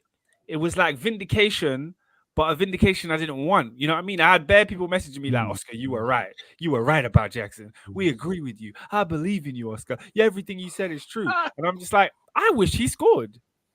I wish he right. I wish he scored a hat-trick. I don't want to be wrong. Apologize to you. I wish it was that way. But it's not. And alas, I did not go to Wembley because I knew that we were going to be disappointed. And I said, I'm not spending money on a ticket and leaving my house. So I was sat in this very chair, as you see me in now. I was sat in on Saturday watching Chelsea versus Manchester City. And all of the 3 times Jackson was through on goal, ask yourself, did I stand up? No. Did I even lean in? Did I lean in? I didn't get like this. I didn't want. When Palmer dropped the shoulder on Rodri, I went, ooh. Oh. and your shot went straight at the keeper. I'm like, fairs, man. Fairs. Good effort. When Jackson's through on goal, I don't lean in. I don't get excited. I don't think anything good is going to happen. Sorry. I'm having flashbacks of Cole Palmer walking into the room with the boot as a microphone. And he spit into Clark's. Again, when he walks in the room, you lean in. You know what I mean? You lean in. Because oh my god, that's too funny. Clark's is a banger. And I started saying I'm still on board with Nico Jackson, but not as our main striker. So what are you on board with then? Oscar, can I piggyback off that comment? I'm sick and tired. Can I piggyback off that comment? What do you want to piggyback off? Okay, so here's the thing I thought about with. Let me talk about Peter. Can I just ask you just before you go? Remember what you don't piss me off. No, I'm genuine. I was analyzing his performance on Saturday because I was watching this game from the concourse that is the whole that is Wolverhampton Wanderers, guys. If you ever think about wanting to go to the Molineux, don't bother. Anyway, we'll get to that later. But yeah, watching his performance, do you know what I thought? Yeah, do you know what I thought to myself, Oscar? I thought to myself, do you know what? The hardest thing to teach a striker isn't scoring goals, right? What are you talking about? As in the hardest thing to teach a striker isn't scoring goals. Because you can teach that, right? No, you can't. Yeah, you can. You can. Over practice, you can. If you practice enough, and you know, if Jackson focused purely now on his finishing, he could become a better striker. And I'll tell you why. Because the bit outside of his finishing is hard to teach. Like if you've got it in your locker, no, Oscar, it's frightening. Oscar, it's frightening how often he is in these moments and situations. No, but what is pissing me off about the narrative around Nicholas Jackson is, yes, he may become a good player in 2 years, but 2 years is not now. That's not what I said. That's not what I've said. I'm not saying any of that. You are, because you're saying that he has the ability to learn and he can learn how to become a finisher. And he can become. Okay, Oscar. Let me put it this way. Let me put it this way. Let me actually get the words out. I think he's one preseason away from actually becoming quite a good goal scorer for Chelsea. Well, there you go. In all honesty, he's had his year. He's had this first season where it stunk. It's had its ups and downs. It's stunk. It's this, that, and the other. Chelsea are this, that, and the other. But when I look at the positions this guy's always getting into, and he seems to do the hard work, easier than you know what I'm saying, finishing his food. And it's too often. It's too often. And another thing I'm thinking now. Interesting, Balotelli brings up Jesus, and I might even bring up Darwin Núñez in this conversation. Oh my God. I think once upon a time Wenger said this years ago, right? Because obviously Wenger's the friggin' ahead of the curve, right? He said that going forward, this was in 20. What was the year when we chased David? What was the year when we chased for Higuain and Benzema? Was that like 2012, 13? He said it. He said it. The year before the Suarez one. The one before Suarez, yeah. So there was a moment where he said something along the lines of, "Soon we're going to be looking for strikers like in South America because strikers are now being asked to do crazy amounts of what they were normally meant to do, basically, right?" And he was saying, like, basically, strikers' main thing will not even be scoring goals, even though that's what they were born to do, is score goals. But there'll be so much more added to their game, to the point where it's almost like a Thierry Henry doesn't work as hard as now a Nicholas Jackson today, because of the amount of other stuff Jackson's got to do in his game, and not have a Bergkamp next to him, or a Robin van Persie next to him, or an Adebayor next to him. In a sense of maybe, let's say, two strikers in football now is a rarity. In fact, Inter Milan play with it, and it's done them bloody well at the moment. And maybe a Marcus Thuram or a Lautaro Martinez don't do as well if they're playing centre forward alone. I think genuinely, like, your Núñez, your friggin' Jacksons, your Jesus would be so beneficial if the number 9 striker was what it was 10 years ago. It's not, and that's fair enough. But I think there's definitely something about Jackson that I think can improve. I'm not saying it will, but I think it can improve. I think he's one preseason away purely if he focuses on finishing, because I tell you what, he knows how to do the other stuff, and he does it bloody well. And it's a hard pill does it well when you're a Chelsea fan. But ultimately, the guy, like, in terms of ability, he's miles better than Højlund. Do you know what I mean? He's better than Darwin Núñez. Darwin Núñez is just like the end product is in your face. But Jackson cannot finish. His only flaw is he cannot finish. That's his only flaw. The other guys have more flaws than him. Correct. The issue is Nicholas Jackson does not do what it says on the tin. That's it, and that's why Chelsea fans are justified in their frustration. But in terms of, like, the package, he's got everything else. Honestly, it's alarming how often, because obviously I think what was the first couple of games when I was like, this guy stinks, and then, but you could copy and paste the start of the season to now. He's still in the same kind of bracket and zone, but he's far too consistent at getting these opportunities that I'm like, no, there's something more to it. Guy. Ernest is right. He doesn't do what you don't even know what the tin is. You know what I mean? We don't really know, but it's yeah. Honestly, I wouldn't lose all hope if you get a second striker. If you had an Nkunku, for example, this season, I genuinely think you're going to see 2 seasoned players that are going to be together scoring 40 goals a season. And also, I was going to say, I think to piggyback off of Peter's point, and again, Oscar, as far as you're concerned, you don't give a damn. You want a number 9 player football, right? Well, Peter's spot on. Nick Jackson probably wasn't even meant to be your number 9 this season, right? He's coming off the back of a 1 year at Villarreal, maybe 2, another year that I'm unaware of, where he scored 11 league goals with 2 strikers up front, by the way, because they had I think Chukwueze, I think, was up there with them, and Torreira. So Garano, I can't remember his name now. Yeah, he was lethal against us when we played them in the Europa League. Okay.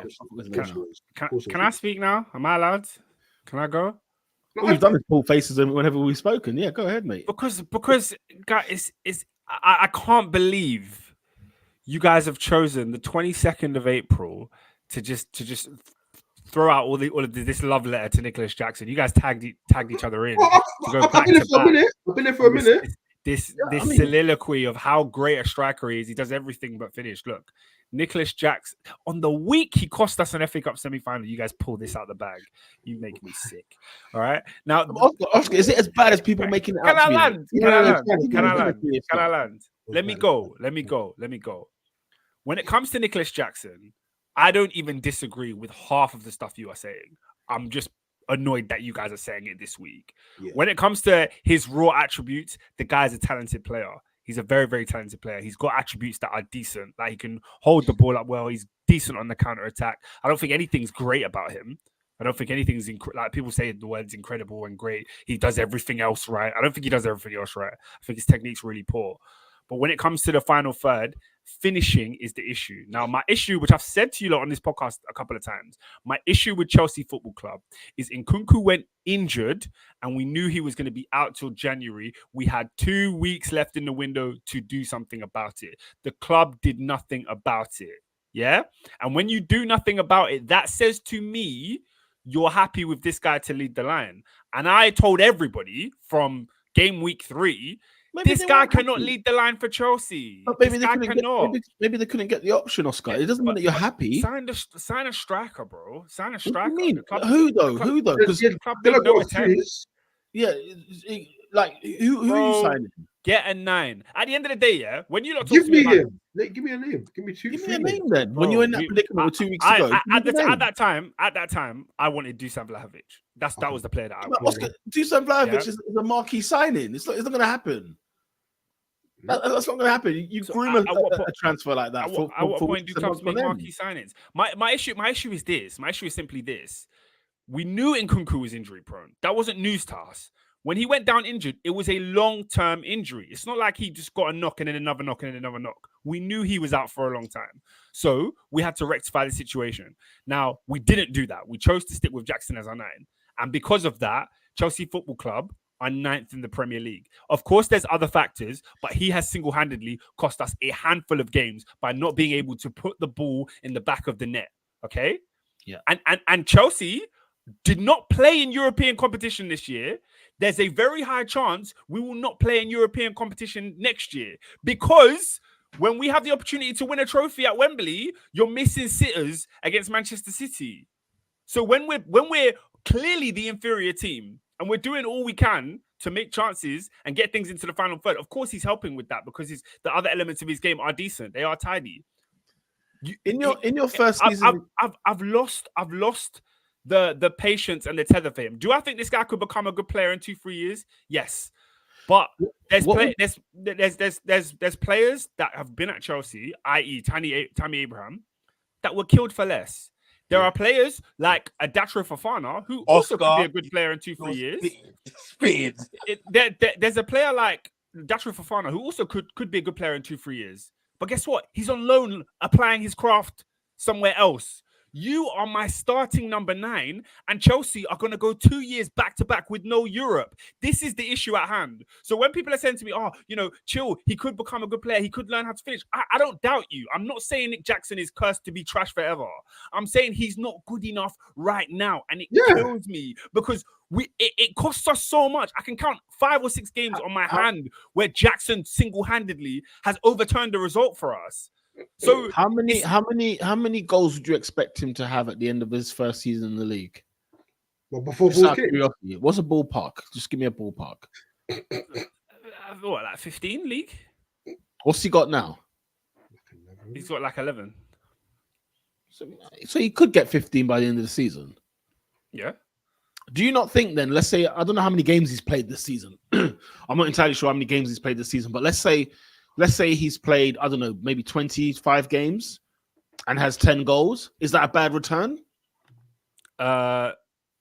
Yes. When I look at how it's planned out, yes, it's bad because he hasn't been good. He's been stinking up a lot of games, man. Asadi's here telling me, he hasn't cost us 5 or 6 games. Don't make me pull up the games because if I go through the fixtures, I'll tell you them. But is he the reason you're 9th? No, he's not the reason. No, he's not the reason we're 9th. But he's but there's many reasons. Chelsea's a multifaceted club where there's so many things going wrong, including the midfield is a problem, the defense is a problem, the goalkeeper's a problem, the striker's a problem. So I could sit here and talk about anyone.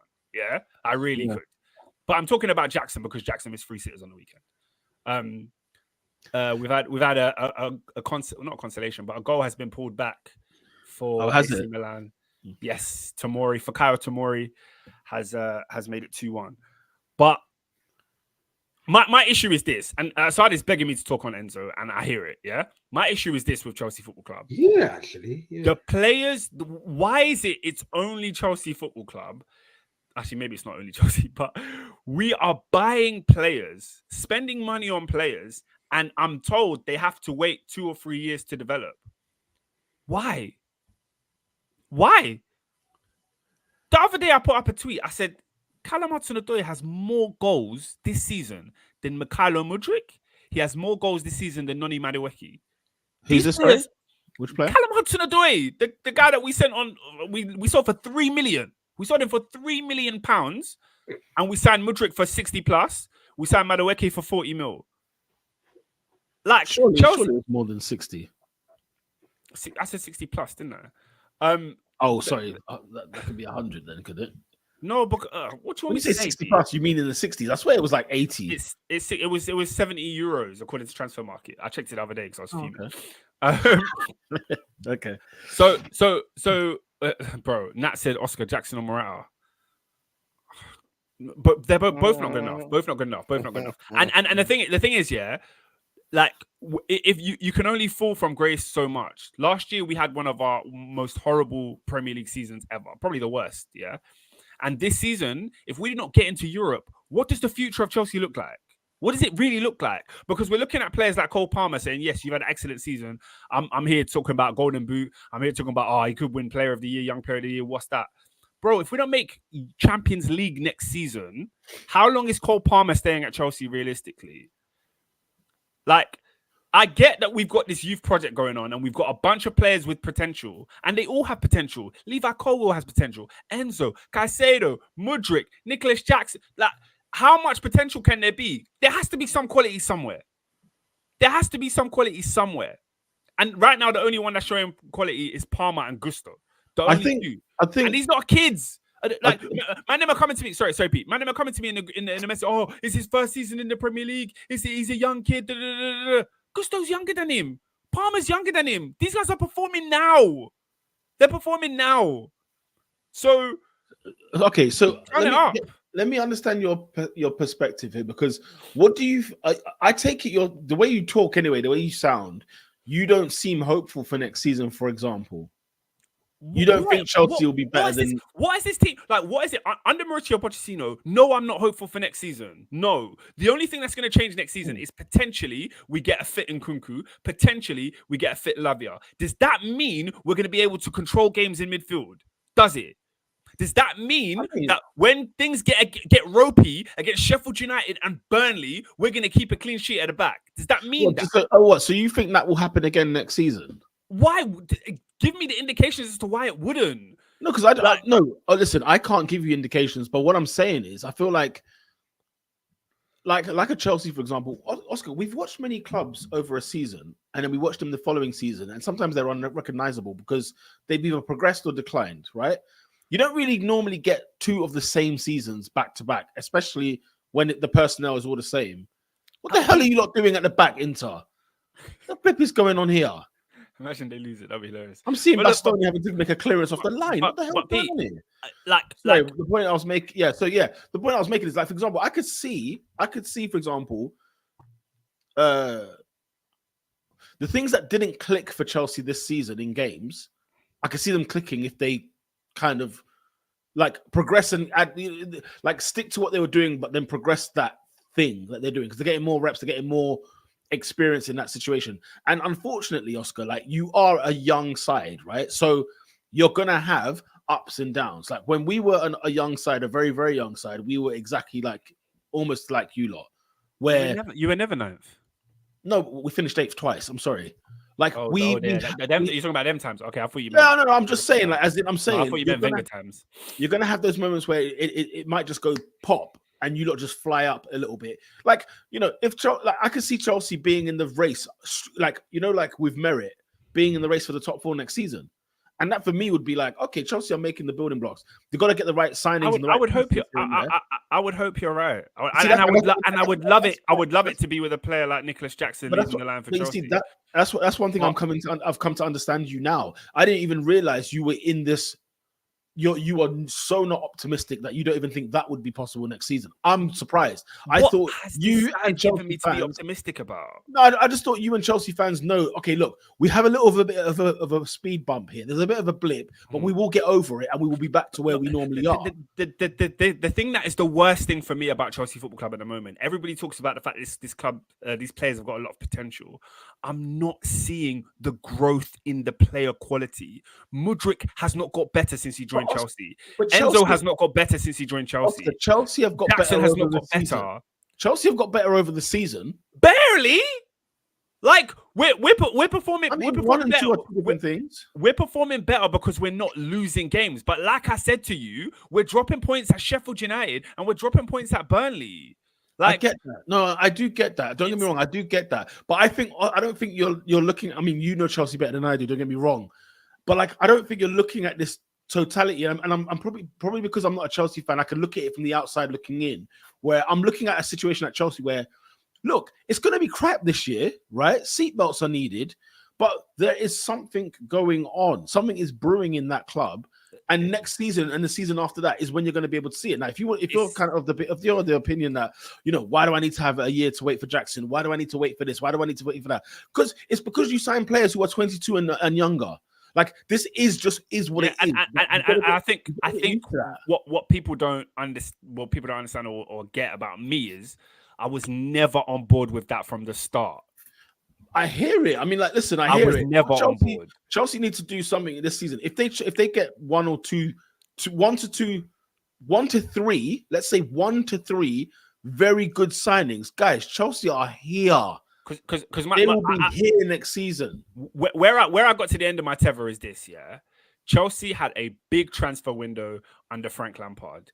We signed Havertz, we signed Ziyech, we signed Werner, we had Pulisic already. We had all of these guys, and then we mixed them in with our academy, right? Yeah. And I was comfortable waiting for my academy. I was comfortable waiting for Reece James. I was comfortable waiting for Mason Mount, Hudson-Odoi, Tammy, because these guys were from our academy. When we bought guys for 75 million, 60 million, 40 million, 50 million, you cannot be at the same level as my academy. You cannot. So once who's that on? Let me land. It's on the club. I've got more smoke for the player. club. I've got more smoke for the club than the player. No. What I'm saying is, it's not on the player that was bought for that amount. It's not his fault. But it's more, like I said, I've got more smoke for the board than the players. Yeah. So what if you've overpaid for a player? Like, let's just call that what it is. No, but that's part of the thing that I'm complaining about, Pete. That's part of what I'm complaining about. I'm not saying, and I'm saying let's look. We have to kill the player. Why would I look? No. What you're not understanding about what I'm trying to get across is this. I've been here. I was here. Ziyech, Pulisic, Havertz, Werner. I was here. These guys are not at my club anymore. And now you've given me a new crop of players. I've got Mudryk, I've got Jackson, I've got Enzo, I've got Caicedo, and I have to wait again. No, but you won the Champions League with the other batch. You won the Champions League at least with the other batch. Bro. At least. Bro. Like this season, we know, this summer. Don't get me wrong. Oscar, we got it wrong. We won the Champions League, but we got it wrong. No, I hear what you're saying. Totally. I do. You got to go into the window and get some seasoned players, right? Some proper experience, not more youth, not more. Get players that when they turn up to Stamford Bridge, we know what we're getting, right? So Peter, sign me a winger that's better than Hudson-Odoi. That's all I'm asking. Listen, Oscar. Oscar, look.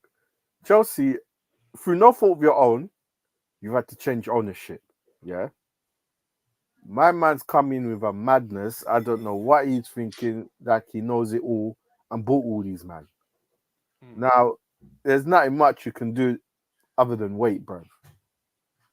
That's it. You have to wait now. This is what we got. You spent $1 billion, bro. That's all you can do. You can complain. Hey, the money's been spent, bro. It's not like. They find it ridiculous, though. The thing is, I'm disillusioned with where the club is. It's a crazy philosophy, right? What Chelsea have, but it doesn't mean to say that it won't come to fruition. Okay, yeah, but it's the same. I could have said the same thing about the last crop of players. Baraka says, Peter, it's the model that that was for free. I have no issues with buying potential, but when you sell players who have experience, it derails everything. But I don't think Chelsea are in that bad of a situation here. We're not talking about Man United. We're not even talking about Spurs. But Pete, we're talking about a football club for me, you've got all the structure. Everything is in place. The only thing now probably missing, it could be one or two players, but it could also just be the fact that give this thing time to grow.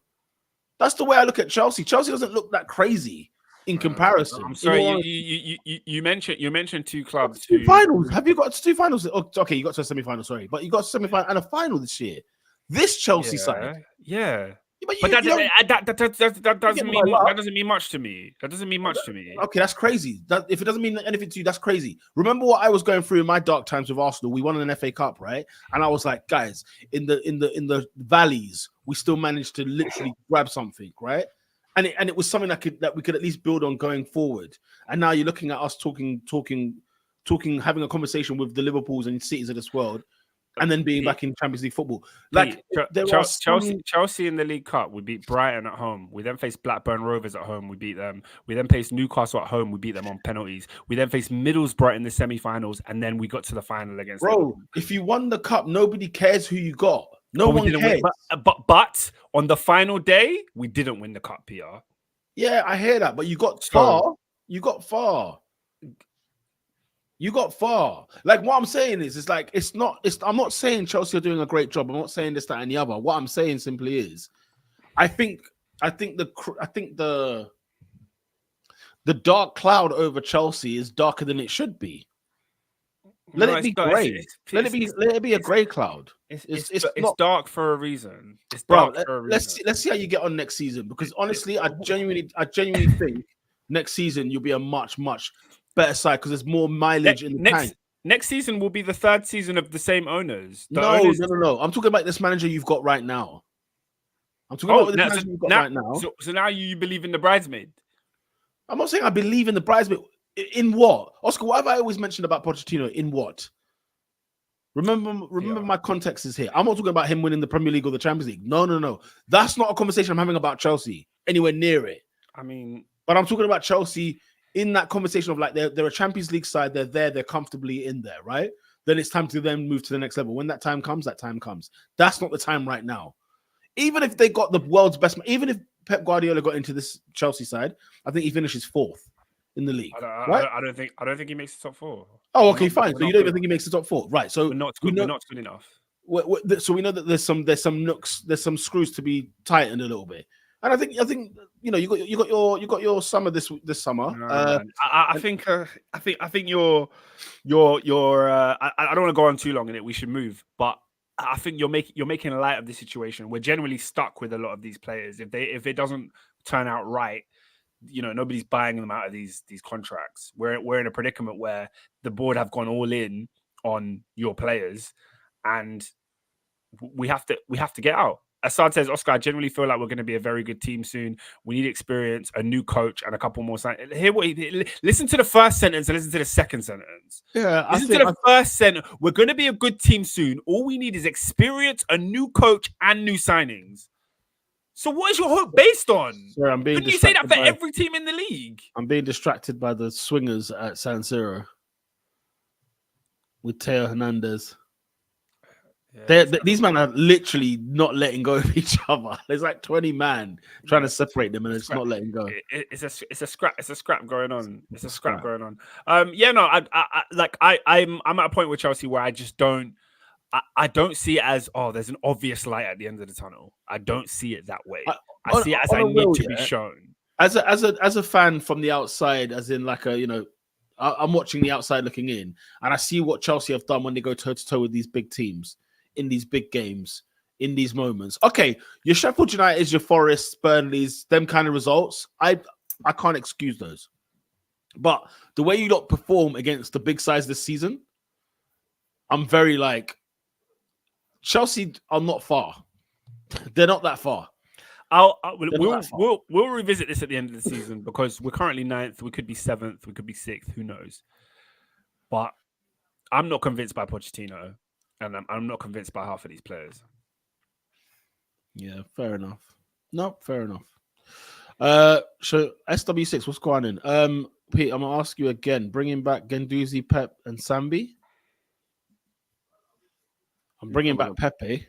He's not gonna play him anyway. So what's the point? And I'd actually bring Guendouzi and Pepe back if I'm honest, because at least they can fit in our. They can be on our bench. I'm not saying they're gonna start.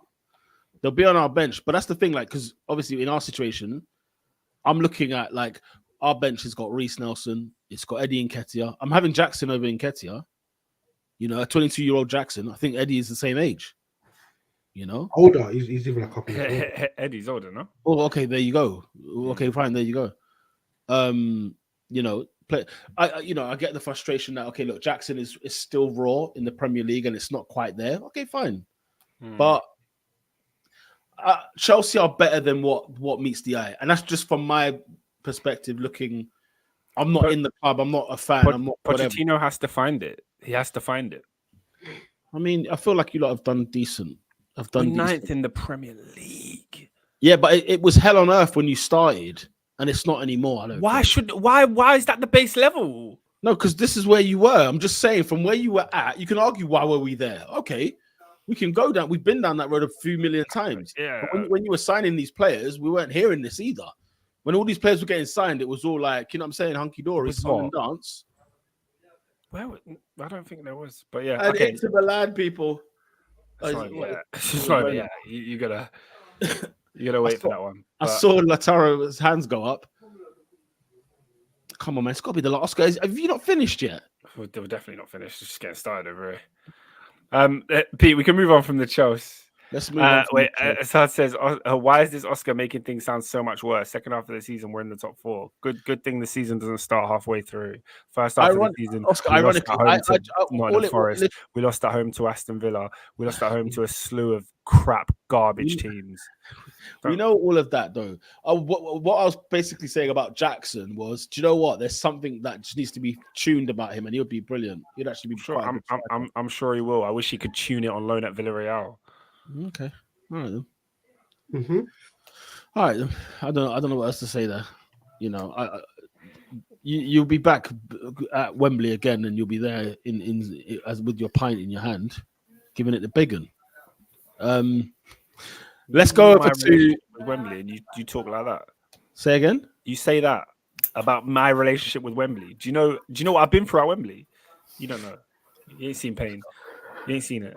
Oscar, you win trophies often, so like let's. And speaking of winning trophies, ladies and gentlemen, the Natsuri. Is it done? It's done. First of all, it's not Natsuri. Oscar, you need to stop doing it. Just give. You went to Italy one time, and now he's give it a rest. Yeah, one time. Yeah. Lautaro Martinez is crying on the floor. I'm watching. Who's got sent off now? Is that Çalhanoğlu? Everyone's off, Peter. Everyone's off. Chukwueze's at Milan. Flipping out, I didn't even clock. Oh yeah, of course he scored at Newcastle. Buried him. Just end the game, ref. It's over, Peter. It's over. Stop the stream, Dave. Peter, we need to move on. There's 2 more important games to talk about. All right, Arsenal and Chelsea. Not Liverpool. really. Liverpool and Arsenal keep the pressure on. We can. Yeah. Oh, it's there. Oh, Simone Inzaghi, I love you, man. This guy is the man. Oscar, 20 Scudetto, mate. 20. 20 times, man. You know what that means? They're going to get 2 stars down on their shirt. Oh, lovely.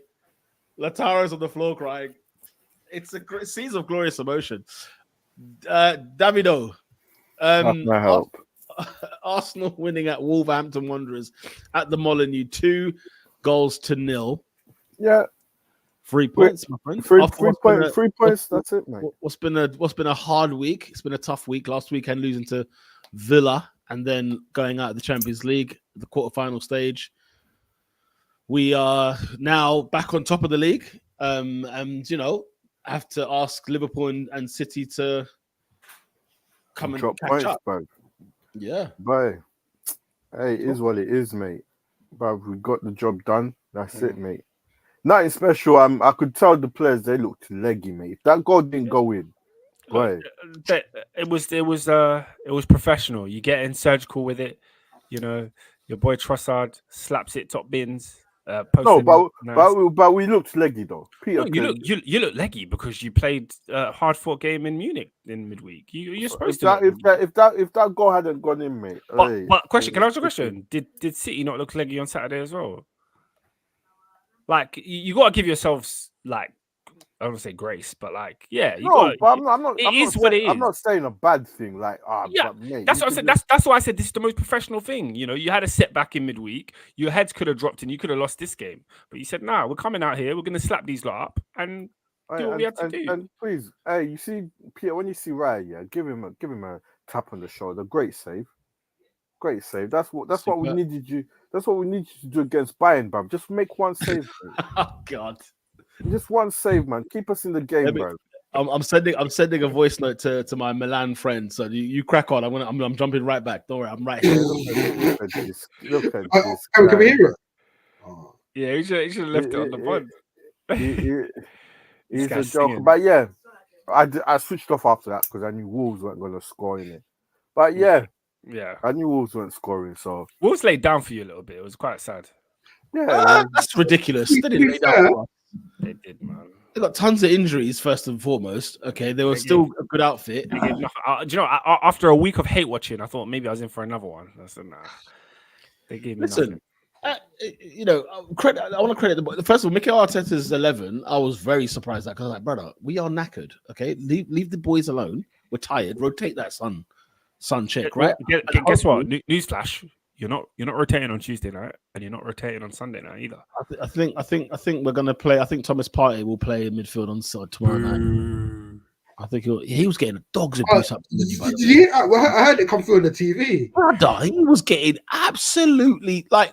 They're giving him the Van Persie song. They're giving the Van Persie song. I was sitting there like, bloody hell! Like, what do you like in Wolverhampton know about his situation? I was confused.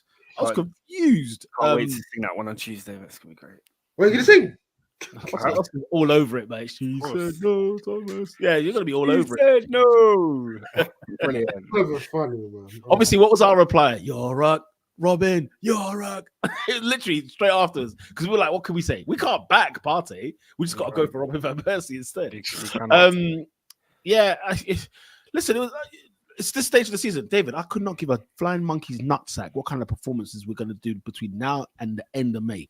We are here to get 3 frigging points, and we went professional. We came back. We showed some cojones. Credit to all those players. And one thing as well, Mr. frigging Martin Odegaard. I tell you what, brother, you have come on leaps and bounds, man. You've come on leaps and bounds because I was heavily critical of him when he first joined. I was critical when he signed a full-term contract, and last season he was performing unbelievably last season for us. I watched this guy Saturday night, and I was there like, you know what, man? You carry the team on your frigging back. Like, he does everything. He runs for every ball. He presses every situation. He's got time for flicks and tricks. He's got time to frigging pick his spot when it comes to shooting. The only thing we'll say about his shooting, shoot quicker, because he's always got 3 or 4 touches before he takes a shot. But listen, he is a phenomenal football player. I'm loving what he's done the last 2 seasons, right? Long may it continue. But Wolverhampton Wanderers are actually a decent side as well. Gary O'Neill's done his thing as well. He's pretty cool. I couldn't give a damn at side. If you find us boring, love that. You get me? As long as we're 3 points with boring, I don't give a damn.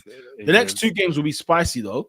We're at home to Chelsea tomorrow and away at Spurs on Sunday. I am desperate. If there's anybody out there who's got a ticket for Tottenham on Sunday, I am desperate for a ticket. Yeah, you got to be there. Find a ticket. You got to be there. Pete, you never been to that stadium, have you?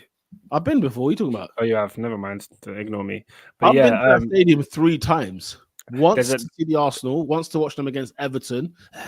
They got pumped 5 by Frank Lampard's Everton, and I just went there for like a few of our counterparts that work at Spurs gave us a little tour around the stadium. But the opposite tour. That's crazy. Yeah, there's a couple of comments here that are addressing you. I actually claim to fame very quickly. I helped design and re-sort out their car park when they built the stadium. Say no more. Carry on. A couple of comments are addressing you. Taha says, "Hey Oscar, remember when Peter was like, shall I go Champions League final or stay at the Emirates?' Bro thought he was reaching the final. He was planning options. I just talked about the conundrum.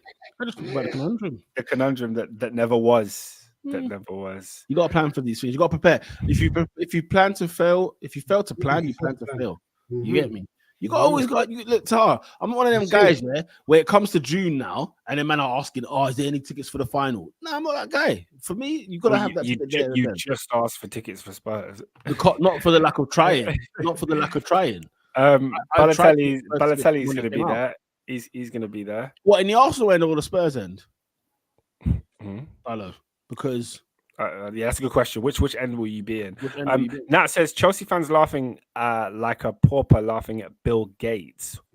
It's just why entertain peasants. Nat, can you let me know who in this scenario is Bill Gates? I just want to know that. I just want to know who Bill Gates is in this scenario. You know. We're trying to say what? Also got no Microsoft. They ain't got no packages. I just want to know who built IBM. That's what I want to know. Mad thing. I want to know. But anyway, guys, delighted. Trossard, lovely. Philanthropy. Great finish from Trossard. They're asking if he meant it. Did you mean to ask that question? Friggin' stupid nonsense I've been hearing today. Champion! That's Robinho. Come on, Robinho. I hope you're watching it, mate. Black and blue, man. I am going in with my Inter hoodie tomorrow, blood. What? On the Trossard thing, I seem to be the only person. I feel like the way he cuts across it and leans back, I feel like he meant for that type. I don't know. I might be. Did you mean to ask that question? Of course, he friggin' meant that goal. I'm sick to death of this. I'm sick to death of hearing. Did he mean it? Yes, he meant it. Yeah, and I was right behind the goal as well. I was right behind it, blood. Like, behind that shot. Pow! Straight into the top corner. Bedlam in the away end. Bro, you need them in your squad. Your Trossard, your Jotas. Such a good player, Trossard. I love him. 27 million. Just lovely. What? 27? 27 million. Yeah. Great signing. No, I thought it was like 8 or something. 27. Trossard? 8? Because Brother went in like in his last 6 months or something. Bro, Brighton milk 80 million quid at will. You know what I'm saying? And he was the replacement. You know, obviously they didn't get the signature of Mikhailo Mudryk. So, and he's turned out to be a much better performer. You know, is it too much to ask? Too much to ask? I ain't arguing there, boy. It's too much to ask for some goals. But yeah, listen, Oscar, we're back top of the league. Huh? You're back top of the league, and I think it's always good to put the pressure on City. But this week the pressure is on you. I'm not gonna lie. You got the toughest games out of the big three, and I can't see you coming out with 6 points. I'm being honest. As I said last week, bruv, we're better than every side we're gonna face. Like at the end of the day, we're gonna beat Chelsea tomorrow because it's gonna be light work tomorrow. Because Chelsea are not a good side overall. As much as I've tried to friggin' defend them for the past hour and a half, but Oscar knows it. Everyone knows. I'm hearing Cole Palmer's ill. You know what I'm saying? Man needs the ibuprofen. You know what I'm saying? I heard. I've heard someone in North London was sending out lasagnas, and he wasn't aware. Chef? Yeah, I think Arsenal had something to do with that. They were giving out lasagnas.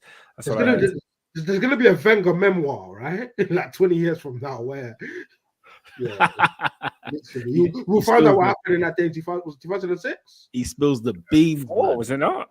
No, 6. No, I can't have been 4. You're spot on. It was 6. I was Martinho. He must have retired by now, surely. Martinho. He gave us Dembele though. Yeah, guys, talk to me. I know, obviously, this weekend the Wolves game wasn't that big box office, but there was a genuine thought around Arsenal, a talk that Arsenal could go all the way in Europe this year. Talk me through the Bayern loss, and were you expecting it? What was the situation there? I was just disappointed in the fact that we kept our same European away form this season, even at Bayern. And the truth of the matter is that we gave them 2 goals at the Emirates, where it put Bayern in the tie. You know what I'm saying? I think before the ball was kicked, I think everyone was confident Arsenal could beat Bayern at home because of what Bayern were this year. But then we gifted them 2 goals. And you got in the Champions League knockout stages, you got to take your chances and not make any mistakes. We did neither. or let's say we made mistakes and we didn't take all of our chances. Ben White scores at 1-0 to make it 2-0, ties over. We're playing Real Madrid next week. You know what I'm saying? But we went to Bayern exactly like we went to Porto, exactly like we went to Seville, exactly like we went to PSV, and exactly like we went to RC Lens.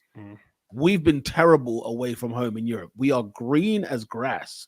So, at the end of the day, that's my take on the whole situation. Bayern didn't really give us a sniff. Martinelli had one chance in the first half, and in the second half, Tuchel, obviously, I think was delighted to get into the first half 0-0. And then after that, we just refrained. And did we get tired? Did we get weary? Maybe so. Did it get to some of the players, the occasion, whatever? Yeah, all throw the cliches you want. It's our first time back in the Champions League in 7 years. First time in the quarterfinal in 14 years. Guess what? We just need to get some experience. You need to get the mileage. And like everybody else, when it took however long Liverpool to win the Champions League, however long it took Man City to win the Champions League, however long it took Chelsea to win the Champions League, Sir Alex Ferguson's United won 2 Champions Leagues in his 26 years. So this is not a competition to just be sniggered at and take for granted. This is sniggered twice on this podcast. This is the big, this is the big boy. This is the big boy trophy. This is ridiculous. Like it's where the big boys play. It's where the big boys play. This is exactly where the big boys play. I don't know, man. When you looked at Bayern, I'm sorry. When you looked at Bayern in that first leg, you had all the fans, 60,000 raging Hulkamaniacs in the Emirates Stadium, yeah. And you said to me, Peter, after that first leg, Bayern weren't on nothing. Arsenal were better than Bayern. In the second half, there was a moment where I jumped in a group chat and I said, "Boys, Arsenal are clear of this Bayern side. Yeah, you were playing the ball about. You were better than them." But the nerve, the steel, the bottle, I don't know what it was that got to your heads. I don't know what it was that got to your head. And it's crazy because a couple of weeks ago on this podcast, I was talking about that very nerve, that very steel, that very bottle, because I felt like this Arsenal team, as you mentioned, Peter, you're favourites for most of the games you play. You're the team that goes in and is expected to win. But will you? Will you? Well, we should have. Will use. If Saka runs the keeper and just slots that in, hey. Even if we went 3-2 up, though, David, I think you had to have. It's a different game, but it's a different game. Now you can play on the counter attack. It's a completely different game. Bayern have to come out and attack. Yeah, that's true. They do, but they still had to come out and win. Do you know what I mean? But they were home. They were at home. PR. Draws don't mean anything in the Champions League. So the mission was still the same. No, you still got to go and win at Bayern, and they still got to win at Bayern. You could have drawn. No, because the draw doesn't get you through. If he's saying if Saka had scored in the first leg and you went into that game with a 1-0 1-goal cushion, you could have drawn it, Bayern, but you didn't.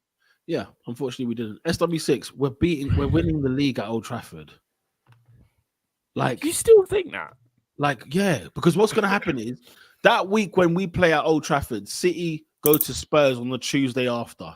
And if Arsenal because Arsenal haven't done this season, right? If there's one thing Arsenal haven't done this season, and I think most Premier League champions have to do this in a season, there is not that big statement away win, right?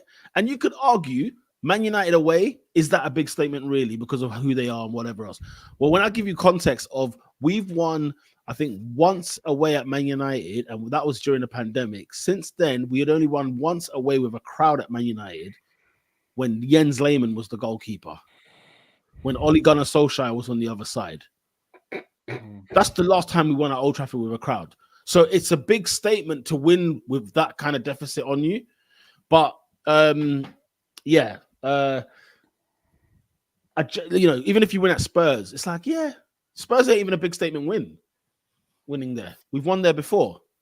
So we won there last year, in fact. We won, I think, 2-0 last year. It should have been 3. But and I have no problem. I have no issues about Spurs. I have no issue of us beating Spurs away this weekend. No doubt about it at all. Because at the end of the day, Oscar, I know what I've watched for 30 games. You know what I'm saying? For 34, 35 games, I know what I've watched. I've watched this team just you know what I'm saying? I've got no qualms with tomorrow. I've got no qualms Sunday. Do you know what? At home. You know what I mean? I'm not even mad at you for thinking that. I want to know what David thinks, though. David, do you think Arsenal are going to do it? Do you think Arsenal are going to win all their remaining games? Yeah. No. Why not? Mm, What will it be down to? I'm trying to look at our fixtures. What the hell? What's going on here, bro? I can tell you them. I know them off by heart. I can tell you them. Go We've got on. Chelsea tomorrow. Chelsea tomorrow, yeah. Spurs on Sunday. Yeah. We've then got a 12:30 kickoff at home to Bournemouth. Tasty. Tasty. Pete, get me a ticket for that one in the box. Tasty. The only thing tasty is that the Bournemouth players will be eating a full English breakfast once the game's done because they've been frigging cooked. Then away at Old Trafford. At Old Trafford, 4:30 Sunday, May the 11th. No, May the 12th. And then the final week when we send Everton down and we lift that trophy. Everton at home on the 19th of May. All I'm saying, one of these three, out of Chelsea, Tottenham, and thing will drop points. So one of them is going to do. Name it and why. If it's going to be any game, it's either Tottenham or United. No, name it and why. Name me the why? game. Why are we dropping points and why? Why?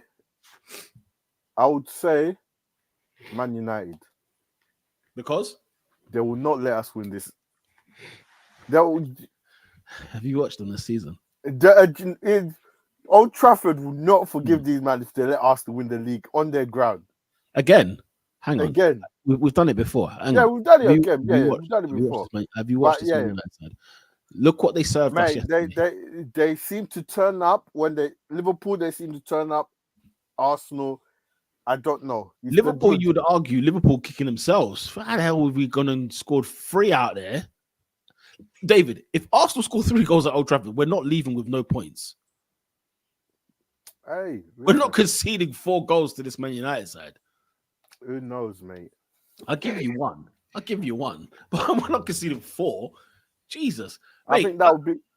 I think that would be the game. Yeah, United. For you, it's Old Trafford. It's Old Trafford. That's the one that I'm fearful. I've seen us go to Spurs and win. Yeah, no problem. Chelsea, they'll fight, but they'll lay down eventually. Can I tell you what game I am fearful of? Can I tell you what game I am fearful of? Which one?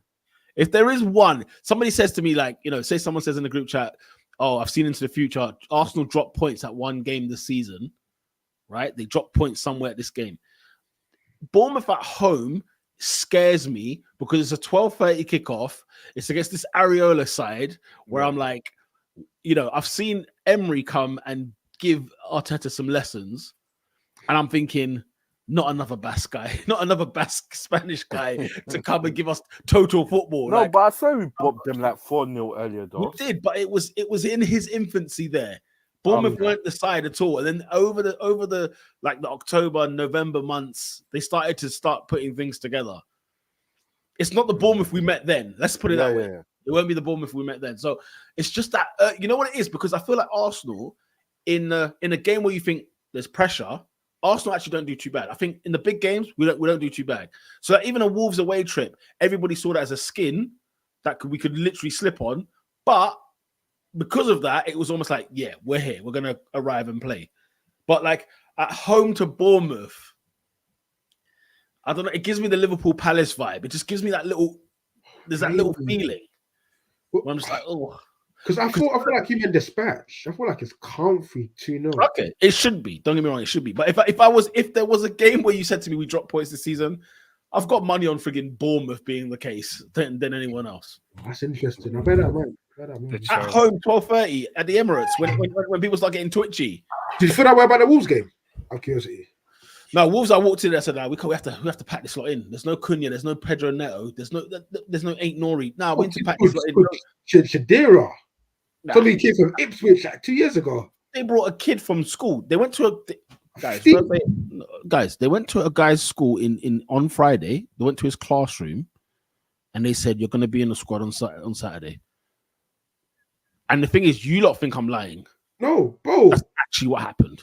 Peter, they said it on the TV. They said that this 15-year-old boy missed double science. to prepare to be on the bench that day. It's insane.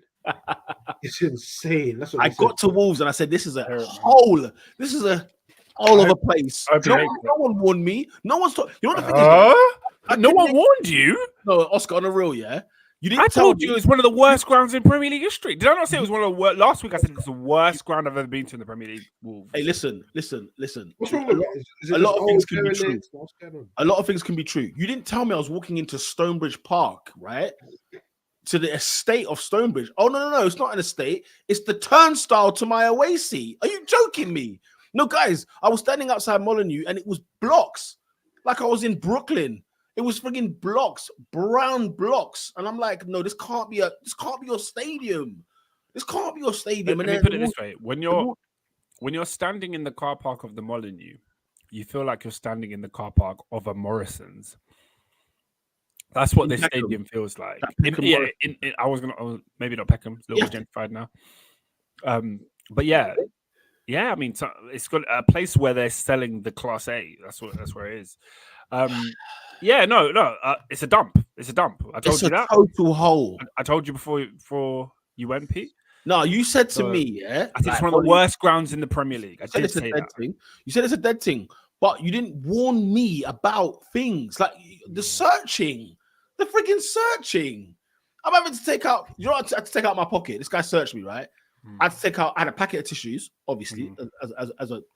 I roll with tissues all day long. Standard. I had a pack of tissues in this. Never know when you're caught short. How was the munch? Tahar, you think I ate anywhere near the Midlands? Are you kidding me? You can't eat in the Midlands. Are you freaking joking me? You can't. Yeah, Tahar, that's a lesson. Don't eat in the Midlands. Let me tell you my away day experience. I don't eat anything outside of the M25. You are frigging joking me. I see. Now you're losing. At a football ground. Now you're losing. At a football ground. Now you're losing. Pete, you have to go where it's rated.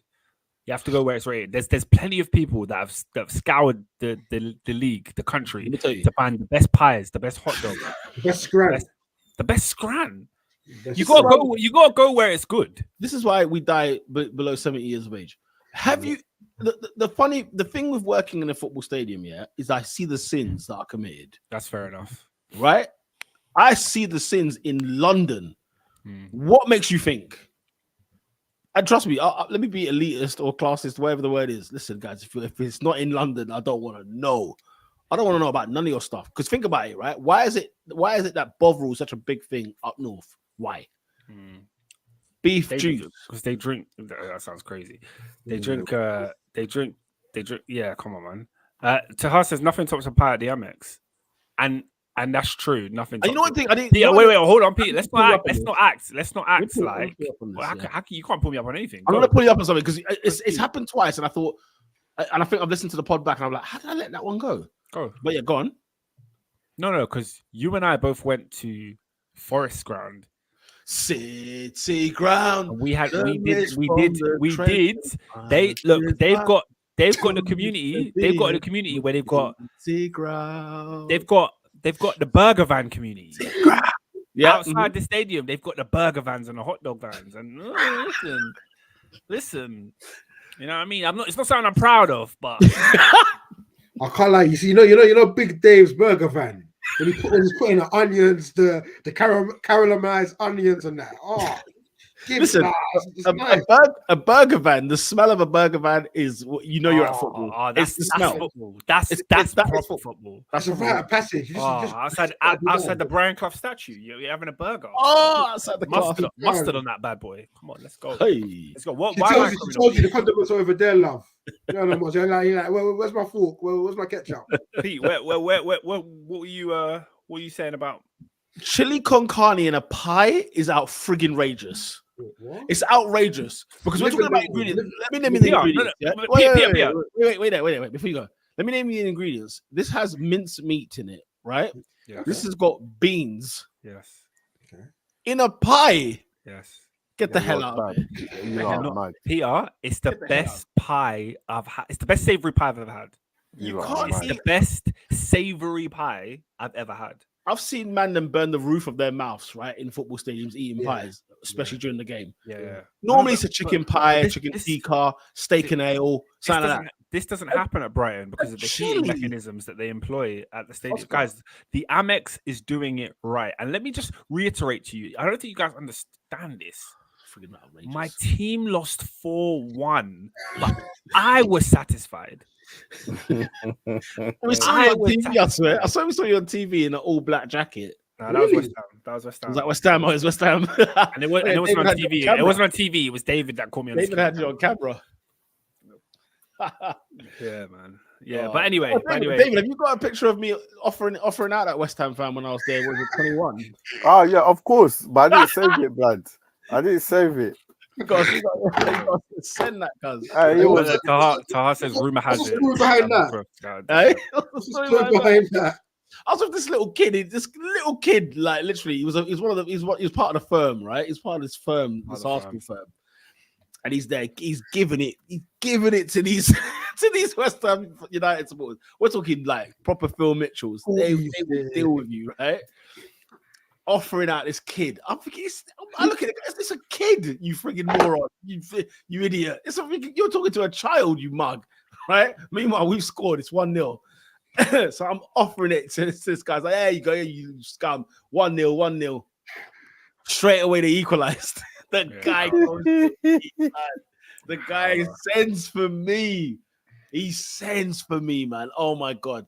He's offering me out. I said to him, right, outside. After the game, outside. I literally said, outside. I had enough. It was 1-1. I had enough. Then I think it was Rob Holding that scored the winner. And I was like, yeah. So what do you think I did? I left my seat. I went right to the seg line. I said, excuse me, madam. Went right on the seg line, like all in his face like that, offering him outside. Yeah. Offering him outside. You are moving mad. No, because it started on a little kid, blood. This kid had you know what I'm saying? Well, I think it was one of the Ashburton Army lot. I don't know, but football experiences they're brilliant, isn't it? They're just brilliant. Taha said, why did I see that little youth from Chelsea Fan TV try starting on a City fan? Guys, losing at Wembley is the worst experience in football. It's the worst. Is it? What's worse than losing at Wembley? There's nothing worse, man. I've never. To be fair, I've never been more miserable losing at Old Trafford. Pete, do you remember when at Tottenham? Yeah, but do you remember when Tottenham played at Wembley and you lost at Wembley? Wasn't that worse? Did we lose at Wembley? We lost once, yeah, we did when Lacazette missed it. Oh God, Lacazette missed the penalty last minute. That's the worst. That's the worst because you're walking down. No, Wembley that's way. not the one. That's not the one. That's not the one. Walk down Wembley way. That's not the one. The missed penalty from Aubameyang was at 1-1. We drew the game 1-1. We should have won 2-1. Yeah. But the Lacazette miss, he's through on goal, and it's basically the final nail on basically Wenger's coffin. Oh.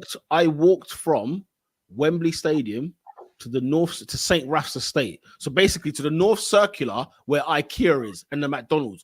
I walked from Wembley Stadium to there. I was so hot. That's the worst. It's a horrible place to be. I didn't go through the Wembley Way. I just literally went around the back, straight to the ends.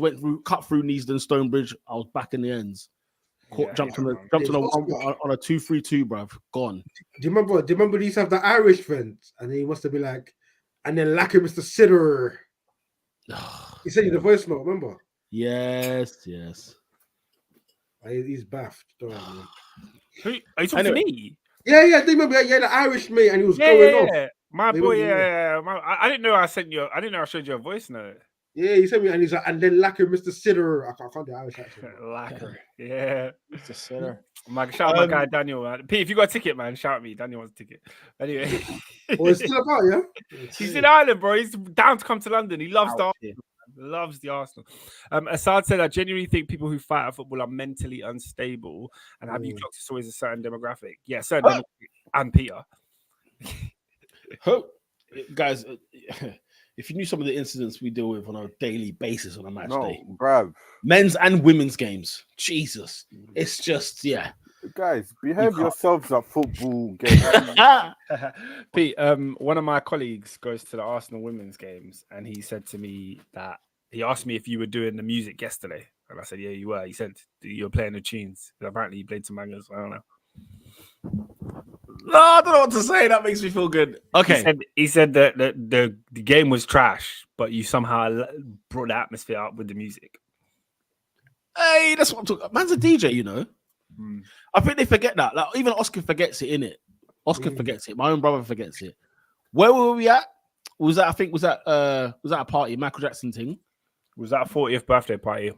And I thought Peter was going to play a grime set because I was like, that's all he knows. Like, then I realized he knows how to mix other stuff. You're a criminal. That's the thing. He heard what's it called? He heard Tears for Fears, bro. He didn't know what to do with himself. He heard Earth, Wind and Fire. He lost it. Completely lost it. But yeah, big up to your friend. Is it your colleague you said? Yeah. Who's your colleague? What's their name? We're not going to say her name on the podcast, am I? Like, when she comes next time, she gets a little shout out. It was a he. It wasn't a she. You said she in it. You just said she in it. I definitely said he. It's on wax. It's on wax. Pete. That's on wax. Liverpool. First of all, before you even get to Liverpool, Trent Alexander-Arnold, Adrian. That was it. That's all I have. Adrian. Trent. That's all we needed, man. I think you know what. He said la. Back it up, his lad. Nah, but I think right. For me, when Liverpool we were in a slump, we're in a downward spiral, and we needed something to change, something radical. So big up Jurgen Klopp for showing the fortitude, quite frankly, showing the balls, right, and the bottle to say, Mo, you're not playing well. Nunes, you're not playing well. McAllister, last couple of games has not been the best. Szoboszlai, you've been horrendous. Jones, what the hell was that against Crystal Palace? You expect to play again? And I think he sort of injected new life into it. Obviously Jota being the main piece. I was curious to see what Gravenberch could sort of offer to the game as well. And I think Peter, how you sort of said for you at this moment in the season, it's all about winning. I think just because of the way how tepid it's been for us, like winning just wasn't enough. I needed to see a performance. I needed to see a level of control. I needed to see goals, open play goals scored by my forwards. No, genuinely because I think if we maybe win, let's just say hypothetically we win that goal, we win that game. It's like a penalty in the 35th minute, 1-0. You don't necessarily learn anything from it, right? You don't necessarily gain any confidence. You don't necessarily gain any sort of momentum. It's just okay, yeah, we've won, but we've been pretty much playing the same way that we've been playing in the last couple of weeks. And I think right now, it's I told you about the five horsemen, and you see how Trent Alexander is risen when he needed the most. And if we could sort of cast our minds back, he was almost having like an elite level season where he was just balling. He knew what the stakes. He knew that the league was on the line. So it's obviously great to see him back. Obviously, Diogo Jota as well coming to the fray. So I think now the Avengers are starting to assemble again. I'm genuinely optimistic about our chances now of winning our remaining 5 games. Hoping from a favour from someone, and I'm putting my hands on that beautiful Premier League crown. And so yeah, man, I think that's where I'm at the moment. It's a thing where we needed to see something. We needed to see some fight, because the way we went out to Atalanta was so limp, was so pathetic. But like, this isn't me digging Van Dijk out or anything, but dig him. He had the cheek and nerve. Said if you don't think we can turn up there, then don't bother traveling. To Bergamo, word, and then Bergamo. And then you're playing. I'm not going there for the finest coffee they've got over there. You know what I'm saying? Bergamo. You know what I'm saying? What is that? Sounds like a sleazy American restaurant, Bergamo. But and I think we're just devoid of there was no intensity. We were playing like we were the ones that were 3-0 up. Type thing. So yeah, man, I'm glad I saw a bit of intensity. Big up Harvey Elliott as well, man. And for the one thing I give him, he's like Scrappy Doo, isn't he? He's about 5'4", no real strength, no real pace, no real athleticism, but he gives it 110%. You know, he's trying as best as he can, putting himself about. He's obviously showing little bits of quality as well, and he's got balls of steel because those Fulham boys, they're booing him all game, but he never let it impact his game. He wasn't sort of trying to do sort of silly, because you know, like sometimes you try and force it, you try and put it top bins, or you try and force the ball that's just clearly not on. But yeah, man, big up Harvey Haley. I think he's got minerals, and yeah, man, I think we're sitting here today, level on points with Arsenal. City still have to win their game, and this is why, for me, don't get me wrong, the Crystal Palace game was disappointing. It was a tough pill to take, but you know, it was completely overblown. The meltdown, you know, it was a bad defeat. Absolutely, you lose games of football. Now let's get to the finish line and let's see where we are come May. So you still think you can do this? You still think the title race is on, and you just got to win the games that you got left, yeah? Absolutely, my brother. How can I not? I think I think the point I sort of made even after that Palace game, because I actually sat and said, we're 2 points off. So are you with me tomorrow? Bro, listen, my hero when I was growing up was Gianfranco Zola. Hasselbank. I remember Ed De Hoy. Ed De Hoy, man. Hairline crazy. His hairline was mental. It's probably like 32 them times as well. Yeah, he wasn't even that. Probably wasn't even that old. His hairline was nuts. What a name. He had a bit of timber on him, though. Yeah, really? But back in the day, the goalie kits were big, innit? So you can't really tell. Yeah, mate, I thought it was like an iron. He was goalie kits were baggy. But yeah, man. I think shout out to you lot. I think it's been a good run. Like, obviously, from day one, you lot have been the third best team in this thing. Yeah. And the fact that you're up there with the same points as Arsenal, it's commendable. It's commendable. I think the Palace thing you're saying was overblown. I think only because Arsenal lost, though, because you lost before us, right? And had Arsenal won their game, I don't think we'd be talking about Liverpool being in this title race right now. Had Arsenal won, that's a very good point. That's a very good point. The only other thing as well I'd say is that if what's the word I'm looking for? Liverpool have to have three things happen. No, two or three. Two things happen. They need City to drop points, and then they need Arsenal to drop points, which is tougher because at least in the situation, say City for whatever reason capitulate 3 games in a row, right? They're gone, done, finished. Liverpool didn't have to outscore Arsenal, and what's been Liverpool's problem? Scoring the goals of recent, right, has been AD's point going on, and I think AD as well. This might help. I don't know. This might be the reason why you were like, you know what, I need more than a win. Because you haven't really had a good performance all season. Like, I can't think of a game where I look at Liverpool and I thought, yeah, this team is on, man. They're on fire. If anything, but Pete, it's all these late wins, it's all these games. I think they said something like you clawed 28 points in the last 10 minutes of games.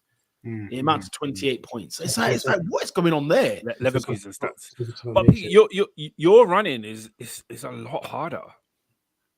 Dude, it's only hard compared to what the other guys are facing. It's not actually hard. Bro, let's call a spade a spade. Bro, let's call a spade a spade. Forget whatever moment Man United are in, right? That's a ground you've won once in the last 15 years or so. Yeah. Like let's call it like it's not you. Same with Spurs. How often do you win away at Spurs?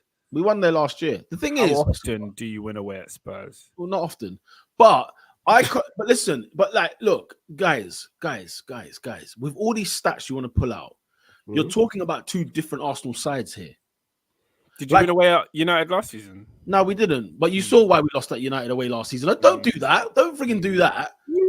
Because you know why we lost at United away last season. Why did you? I don't remember what happened. The referee was bent. It was better than a £9 note. So the referees are not going to be bent. Well, we still went unbeaten when they were bent. They were bent, isn't it? So. We'll get to that. We'll get to that because we have to discuss that too. Yeah, very quickly as well. By the way, for me, look, AD knows it. Arsenal will win all their games. City know it. Arsenal will win all their games. City have to go ahead and win all their games. Bro. Can I be honest with you? It's the same with City. It's the same with Arsenal, and quite frankly, it's the same with Liverpool. If anything, I'm most certain of the 3 teams. I'm most certain of City only because they tried, they tested, and they've actually got the easiest running. You lot, I'm gonna be real, because I've got two lines of thought. On one hand, you're the best team that's been in the league this season. You're irrepressible. I know that's the Villa game. It was a free calf. Like, I think so too. But in that half, what it shows is you've got the propensity for those sorts of stuff to happen. It's in your DNA. I saw you throw. What's that? One time this year, bro. And you lost. One time we didn't even freeze all season. When you lost. But that one time, and you could call it freezing and whatever else. Like bro, like you know, like we everyone has a little friggin' I don't know. I want to keep it PG, but like everyone has this thing about Man City and their runs, yeah. And I'm like, okay, why are we just ignoring our run? Like, why are we just doing this? Why are we ignoring the fact that we won 10 in 12? You know what I'm saying? We drew one, which was at City. The last loss was at Fulham. Oh wait, before, like, why are we? No, David, on a real, because from the month of January to the end of April, we lost one game. No, do you know why? And nothing's being said because we done it last season. Yeah. What did we do last season? What did we do last season? We went on a run from January to whenever it was, April, and then we got to the last 8 games and we bottled. That's why they're bringing it out. No, bro. In January, remember we didn't win a game in January last season. Whatever, there was a run there that happened, and then okay, you won like I think in your first like 19 games, you had like 49 points. So like he was on course for a Centurion season before the World Cup. Yeah, you're right. Yeah, he was on course for like a Centurion season. Yeah. Okay. Yes, the first half of the season. I'm not even talking about that. I'm talking about look at us in April. We're not even that bad. We're not even that much of a bad side. You're not bad at all. Fulham away is what I mentioned, Balotelli. I was talking about from Fulham to now, we lost one game. You know what I'm saying? From the 31st of December to now, we lost one game in the league. Right? And it's like, come on, like, what are we doing here? We're not like City. Do you know what? You don't think it now. Guardiola's thinking, for flip's sake, blood. Yeah. Like, why won't this team just go away? Yeah.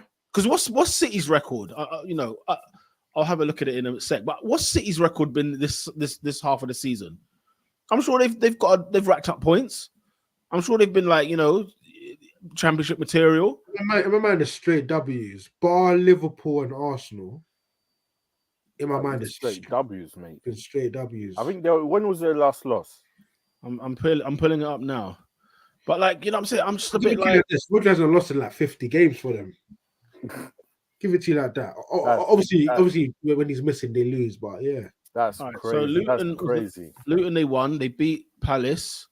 They beat Villa. That was a scary scoreline, to be fair. Drew 0-0, drew 1-1, beat Man United, beat Bournemouth, beat Brentford, drew with Chelsea, beat Everton, beat Brentford, beat Burnley, beat Newcastle, beat Sheffield United. That's December now.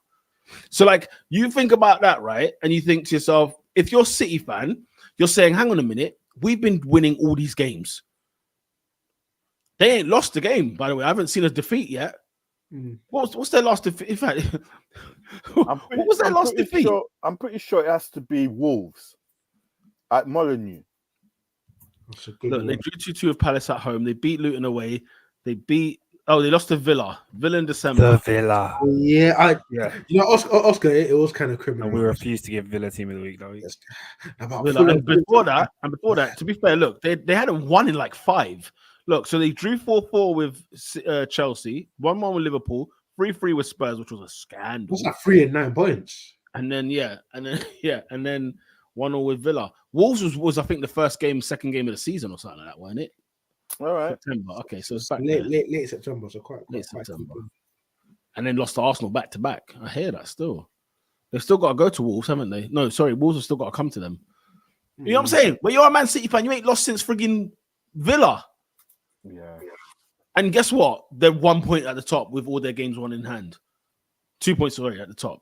You know what I'm saying? Like, allow me, man. Allow frigging me, man. Listen, everyone talk about my team the way we talk about everybody else. Listen. Whoever wins their games, whoever wins all their games and doesn't blink wins the league, mate. That's it. David, you know the mention this thing? That's not even enough anymore.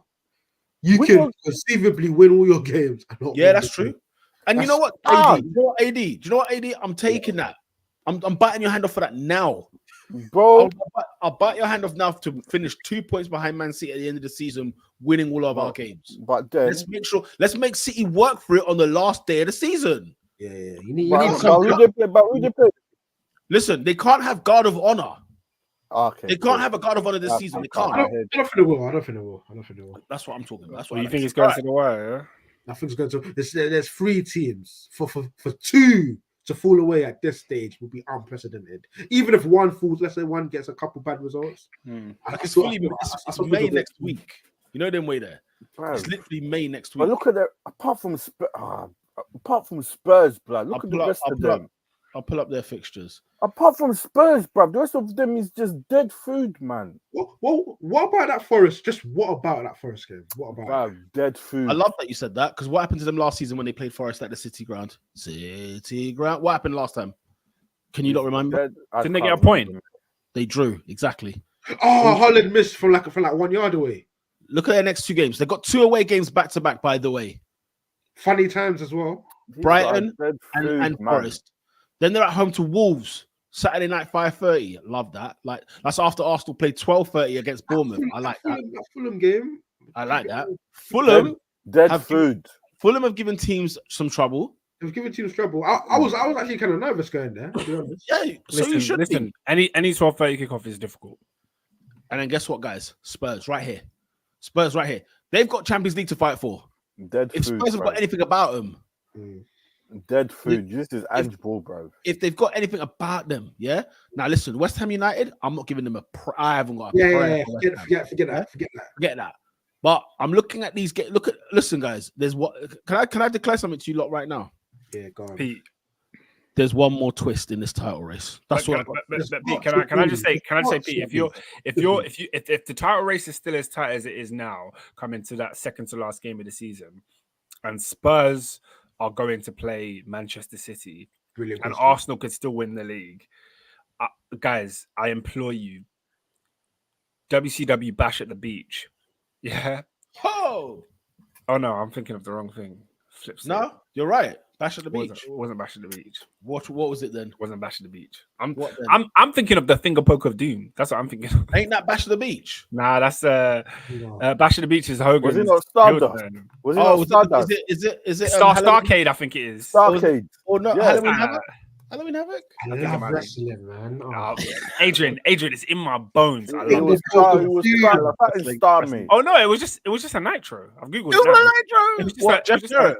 Oh no, you mean Kevin Nash. This guy, Kevin Nash, finger poke. I thought you were talking about the Jeff Jarrett one's even better. No. Jeff Jarrett walked into the ring with the WCW title and then laid down. Like, what?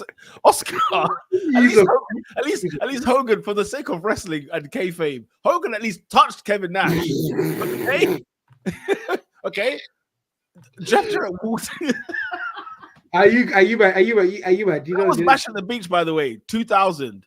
Bash at the Beach 2000. Jeff Jarrett walked into the ring with the WCW title and laid on the floor. No wonder they went out of business, and you wonder why they went out of business. You lot are taking the piss. You lot are taking the piss. Oscar, I know what you're saying. Because Spurs, obviously, what are they going to be doing for Arsenal? What on earth are they going to be doing? Some of you guys are not wrestling fans, so I have to show you what we're talking about.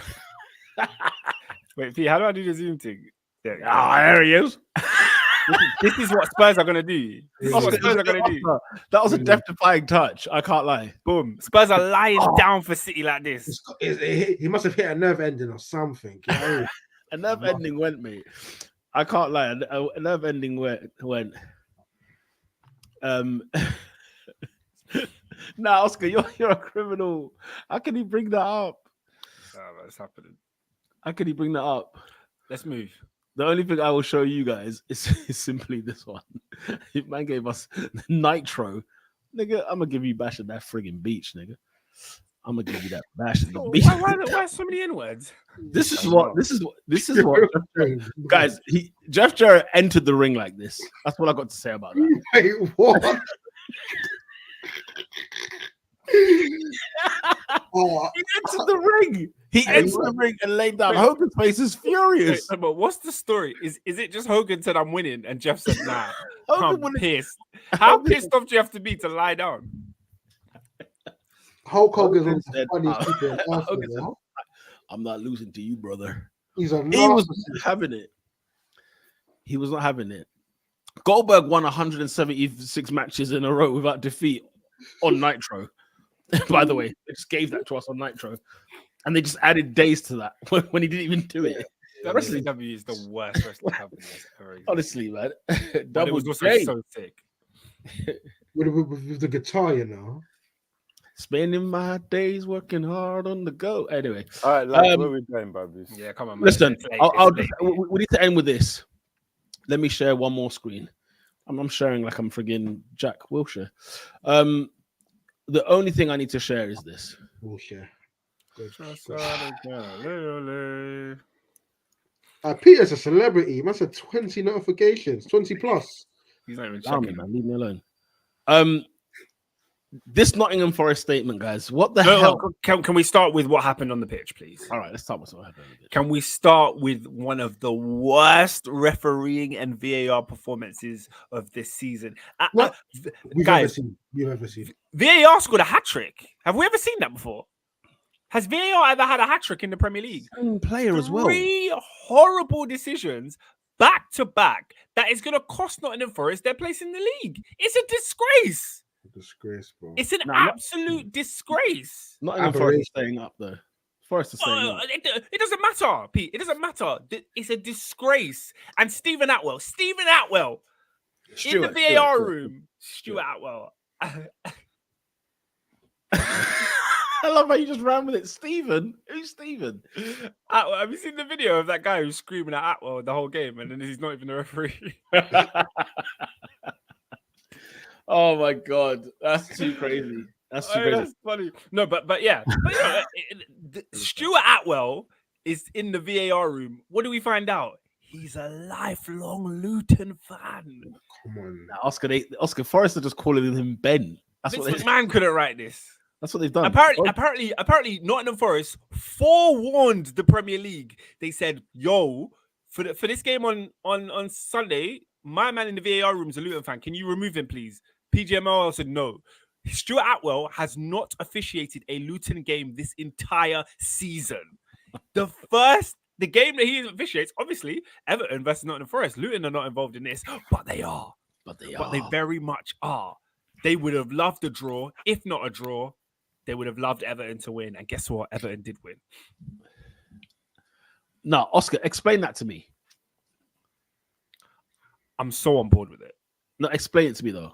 I'm so on board. Nottingham Forest were fuming. From your account. Can you tweet this from your account on a reel? Yeah, you can. You can. And do you know what? And do you know why you can? Because there is no rules. There's no rules for what happens when your team is screwed over.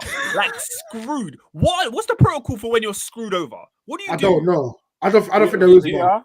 Do you just post Neil Warnock memes? Is that what you do?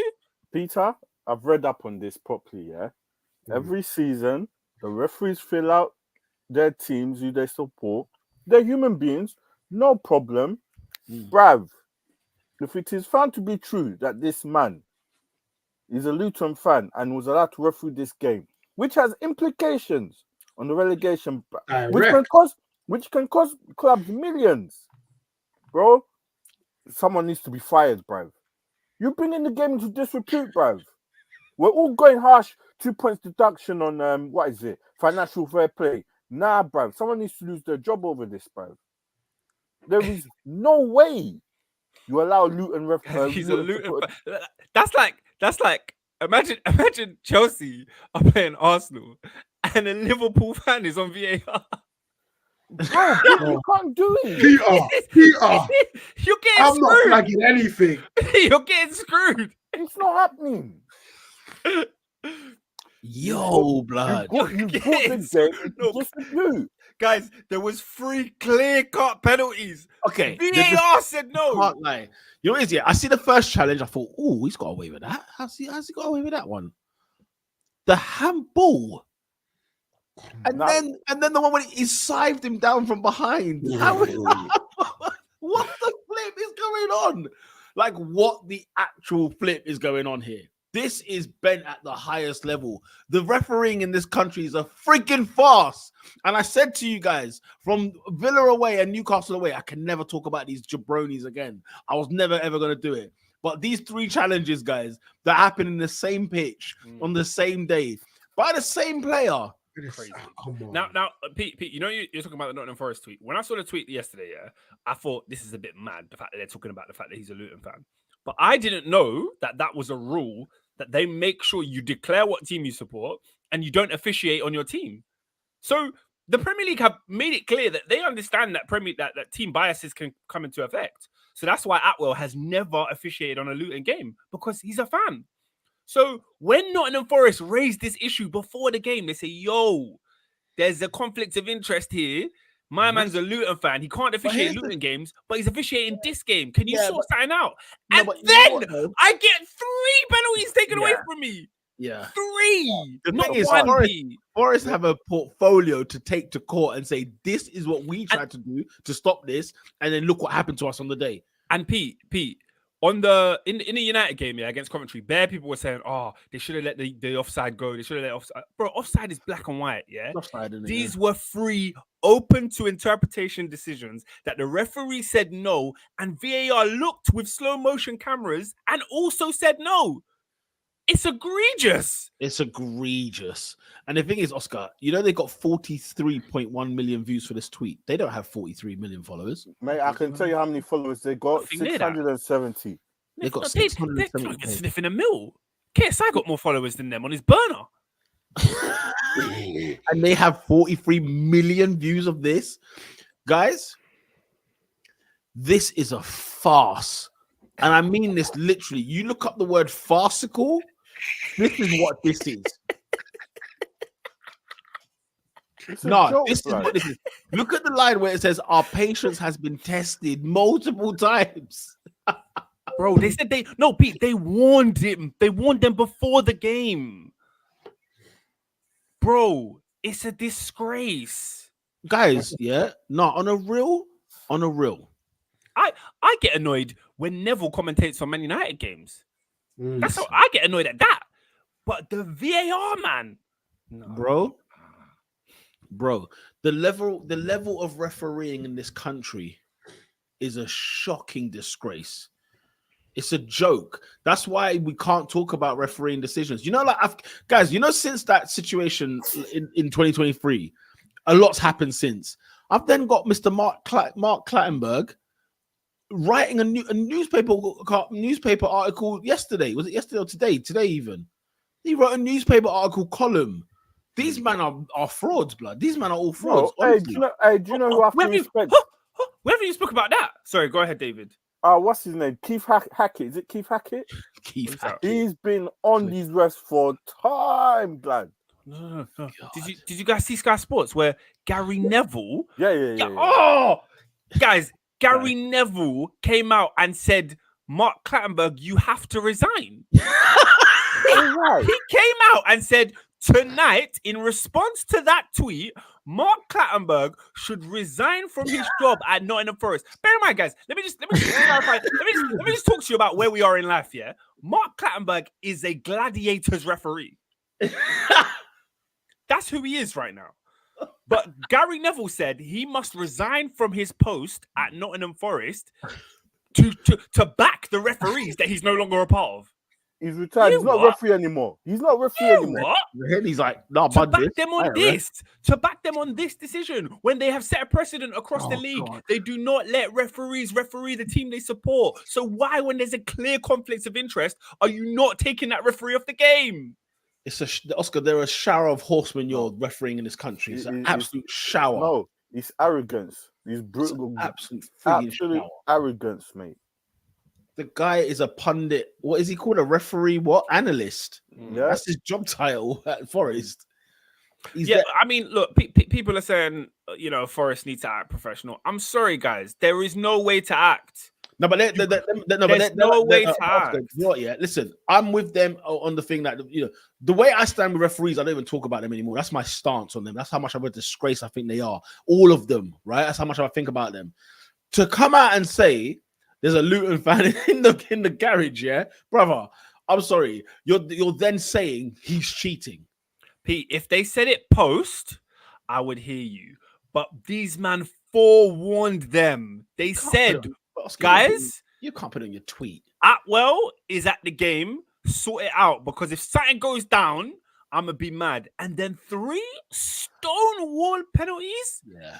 Do you know how hard a stone wall is? Can't blow it down. Yeah. No, it's unbelievable. Like, I watched them all back. The first one was like, that's a penalty, but like, I've seen those go missing. The first one, it was like a little clip. You can... No, it was a penalty. Don't get me wrong, it was a penalty. But I thought like you could get missing. The handball, apart from the 2 tackles, those were what's his name, Lamptey on Jesus. No, sorry, David. The one from behind Hudson-Odoi. No. No, it's essentially nothing of the ball. No. But what I'm saying, third one is a scandal. Essentially, it's basically that, and the referee has not given it. He slapped him back of his leg, clamped him out. No, he took him out. And boy, listen, the handball's a joke. Ashley Young's a criminal, by the way. Have you seen the criminal? Have you seen He needs the to pack picture? it in. He needs to shut his mouth. First of all, Ashley Young did exactly what Ashley Young was supposed to do in that situation. No, he's an Egypt. I loved it. It was the greatest deal move. Match, yeah, and said that it was the correct decision. Did the referee give it? He didn't say it was the correct decision. He said the referee gave it. That's what he said. No, the first time he says He was smirking. He was giggling. He said it was a correct decision. He's a freaking idiot. I would smirk too. Did you see what he tweeted this morning? Yeah. He said, "I'm listening." He said, "I'm listening." He said, "I'm listening to some old school tunes today." Posted a picture of Crimea River. Yeah. I said, "This is what I want in football. I want villainy. I want heels, and I want personality." No, but you know what? You see that. Even look at that tweet, right? On a real, guys, football is in a frigging mess right now. It's a frigging mess. Yeah. It's actually a mess. And with VAR, football got worse. This is a mess. We can't be in a scenario now where we're having a discussion. Guys, we've spoken about points deductions this season on multiple occasions, like we're Serie A. We're now talking about we've got owners pitch side after scandalous decisions, right? For a drop ball. We've then got an owner who's clearly tweeted this tweet from Forrest's account. There's no way the head of social media guy, Tom Roberts, there's no way he's tweeted that out.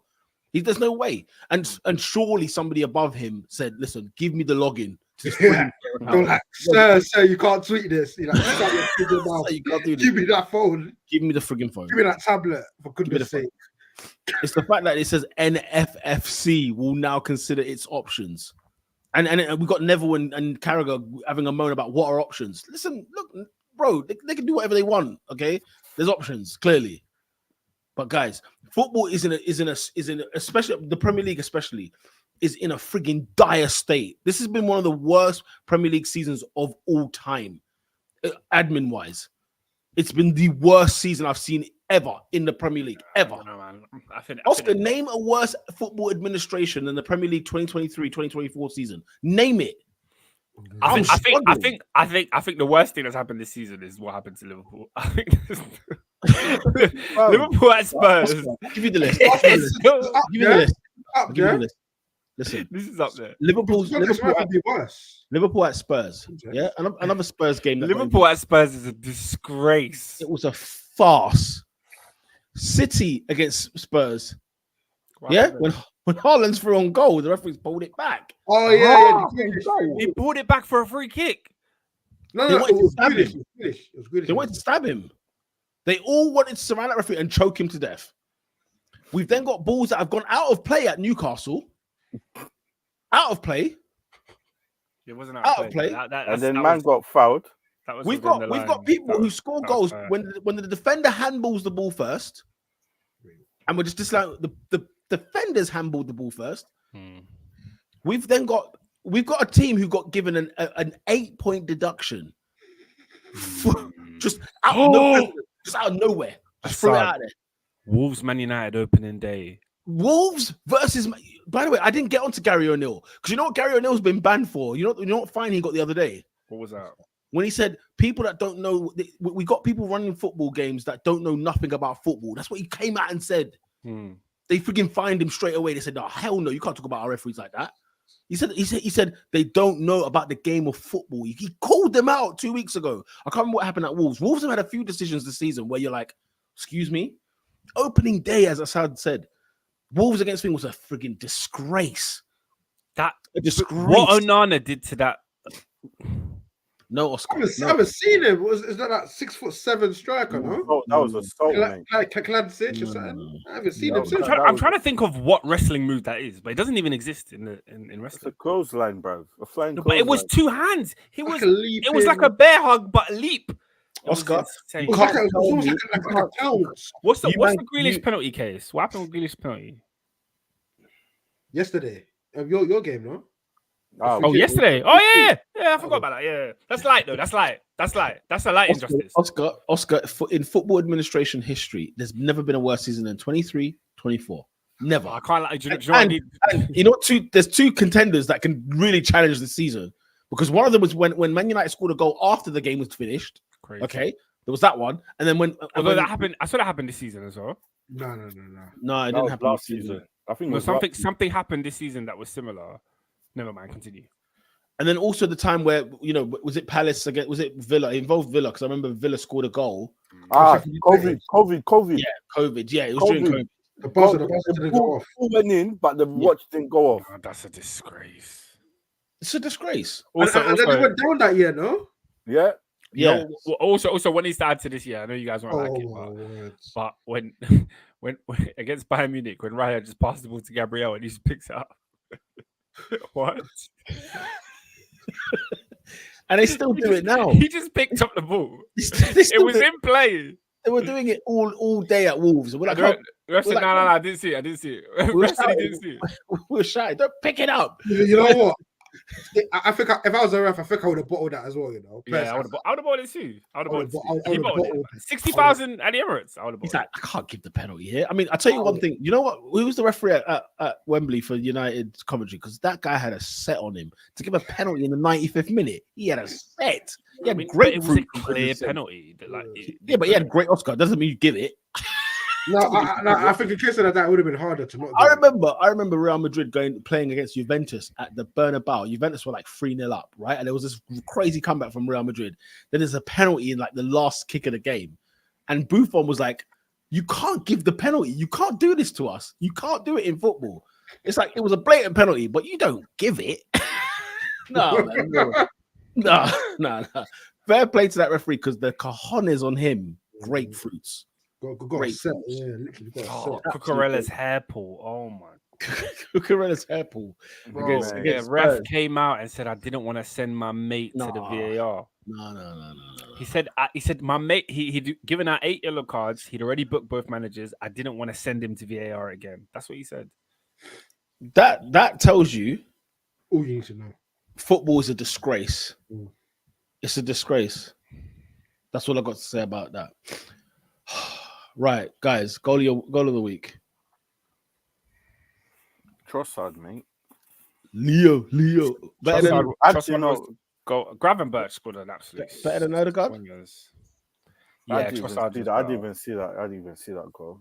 Eze scored a superb bite score from 5 yards out. Was it needed? Was the bicycle even needed? No.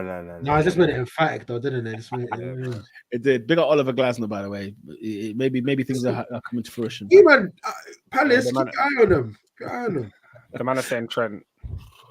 No, the free kick was superb. Right, back on Trent. Great free kick. You know what? There's something about Gravenberch I really like. I thought Gravenberch he let it rip, man. He let it rip. My answer is still Trossard though. Posting it. Yeah, I'm going Leo Trossard. Fairs. Trossard again. I'm going Gravenberch. David? I'll give it to Trossard still. Ernest, if he's there. Any goal of the week? 3, 2, 1. Who is your player of the week? Trossard gets the goal of the week. Who's your player of the week?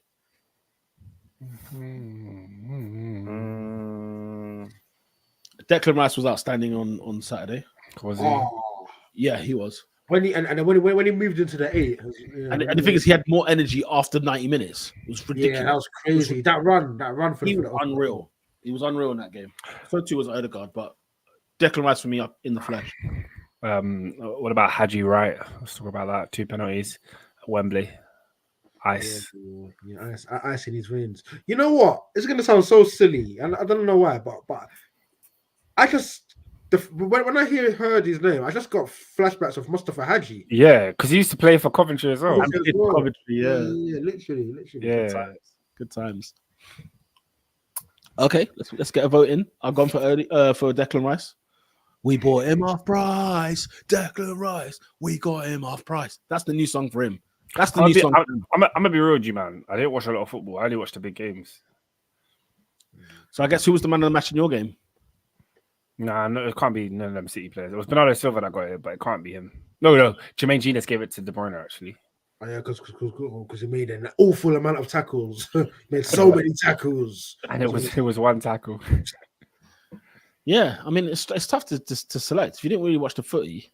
I watched the Arsenal game. I watched the Liverpool highlights, the United highlights. Who was your best player out of them all? Mateta bagged twice after last week. Shout out Mateta, man. Let's that give front it three, boy. If it stays fit. Let's give it Matets. And if it stays, periods, because you know, one of the two are gonna get benched. Elise gone, man. If Elise can stay fit, he's one of the best wingers in the league, hands down. Yeah, Special player. All right, come on, let's vote. Come on. Yeah, he's a baller. Yeah, I said Mateta, mate. You vote. Yeah, I already said trust Declan Rice. Calm down. Hey, Mateta, bruv. Mateta, AD. Yeah, especially after last week. Last week was really unlucky, and he's coming back twice. Who's the team of the week? Team of the week. Coventry City. Let's give it Cov. Yeah, oh no! Palace. Palace. It has to. Palace or Coventry, mate. You know what? I was gonna go for Burnley. Oh, by the way, Wissa's goal at Luton was tremendous. By the way, I forgot about that. Anyway, Burnley, mate. Brentford beat Burnley 5-1. Bro, I didn't even know that story. Away from home. I mean Brentford. Sir. Burnley beat Brentford, no? And Burnley beat Sheffield United 4. Yeah. That's what I'm saying. So who did Brentford beat? Luton. Luton are a disgrace, by the way. Yeah, man, I'm saying Palace. Shout out Palace, bro. Look, Assad and Robin are saying Palace. I'm going Palace, bro. Nah, man. You are just trying Palace. You're trying to rate the South London man. Then for that alone, I'm going Brentford. They won 5-1. Brentford won 5-1 as well. And first of all, Palace won 5-2 at home. So calm down. All right. Okay. Who did they play? Who did Palace play? Sorry, it's Fulham? No. West Ham, man. West Ham. Yeah, man. Yeah. Give it Palace, man. Give it Palace. Yeah. Look at your face. Give it Palace. They smoke Palace. All right, cool. Palace team of the week. Who's not that guy? 6-pointer. Who's not that guy? Not that guy. Is a Senegalese guy. He's a guy that was trying to take penalties off his teammate last week. Yeah. But when his nation was in a penalty shootout, there was 5 penalties up for grabs and he didn't take one. Damn. He's a Wasio. Nah, man, wow. That's disgraceful. 3 sitters in the FA Cup semi-final, and you're afraid. You're afraid to shoot. You're afraid to shoot in your biggest chance of the game. Not that guy this week. Is Nicholas Jackson. Good, hey, bro. You know, I see why you don't like him. You know. Yeah, he's giving it the bigger when you're like 5-0 up. He was fighting to take the ball off someone else, but when your country needed you, you weren't in the 5. And where was you on Saturday? Koulibaly took a penalty. You know what? That's actually the perfect. Where were you? They went out, guys. Senegal went home on penalties because he didn't take one. But he's here trying to take Palmer's penalties. Deep it, though. That's mental. That's disgraceful. Man have not deep that. They haven't. I didn't actually deep that. Because, guys, I've said it on this group chat and you guys didn't take it in. Like, I've said it bare times. People are not taking it in. Guys, man said he stopped his 1v1, his own 1v1. Robin, you hear what's going on? All right, let's end this. I got 2. La Liga for not having goal line technology. You got 8K cameras, but no goal line technology. And Peter, your Italian team, Inter Milan, the City, is trying to ban late night ice cream, bro. That gelato. What? That's a disgrace. This is news. I heard? Breaking news. Inter Milan fans, you will not be able to have any more late night ice cream, bro. Pizza. Why? I don't know, mate. They're introducing a new law in it. A law that means no late night ice cream. No more gelato. What's the scoop? Bruv, who knows, bruv? Why did you say my name before you said that? I knew you'd appreciate that one.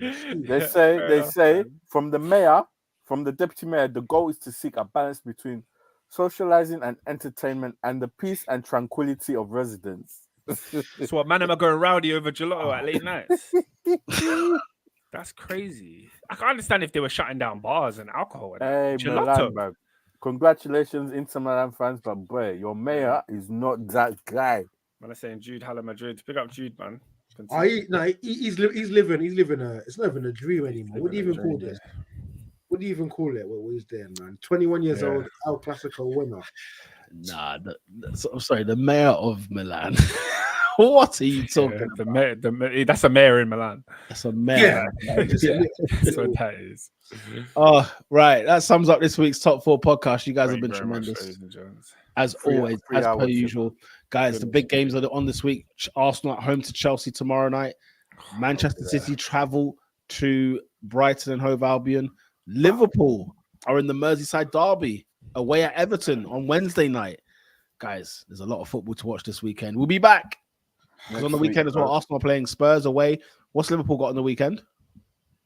Listen, let's get past Everton first. I know, but we're not back till the next week. Okay. So, do you know who you got next week? If you told me, no, I forgot. West Ham away.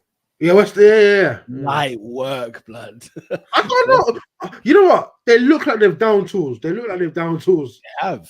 They have. The season's finished. They're at the beach. Pete said light work. These times his team got slapped up there. But yeah, continue. We won 6-0 over there. When it was time to win the league, you drew 2-2. 3-3 first of all. But also, was it 2-2? He doesn't know. Desmond, after this year, we won 5 or 6-0. All right. Win 5 or 6-0 tomorrow. Also, just one thing. Yeah, I'm going to the game tomorrow. Yeah. If Havertz scores at any point, I'm leaving. Cool. Yeah. Cool. Let me get my voice ready for 29. Kai Havertz. Do you think he'll celebrate? Yeah. Damn right he will. He'll give it this. He'll celebrate because he's going to get booed a lot. Yeah, he'll get booed. Jorginho. Anyway, guys, next week we'll see you then.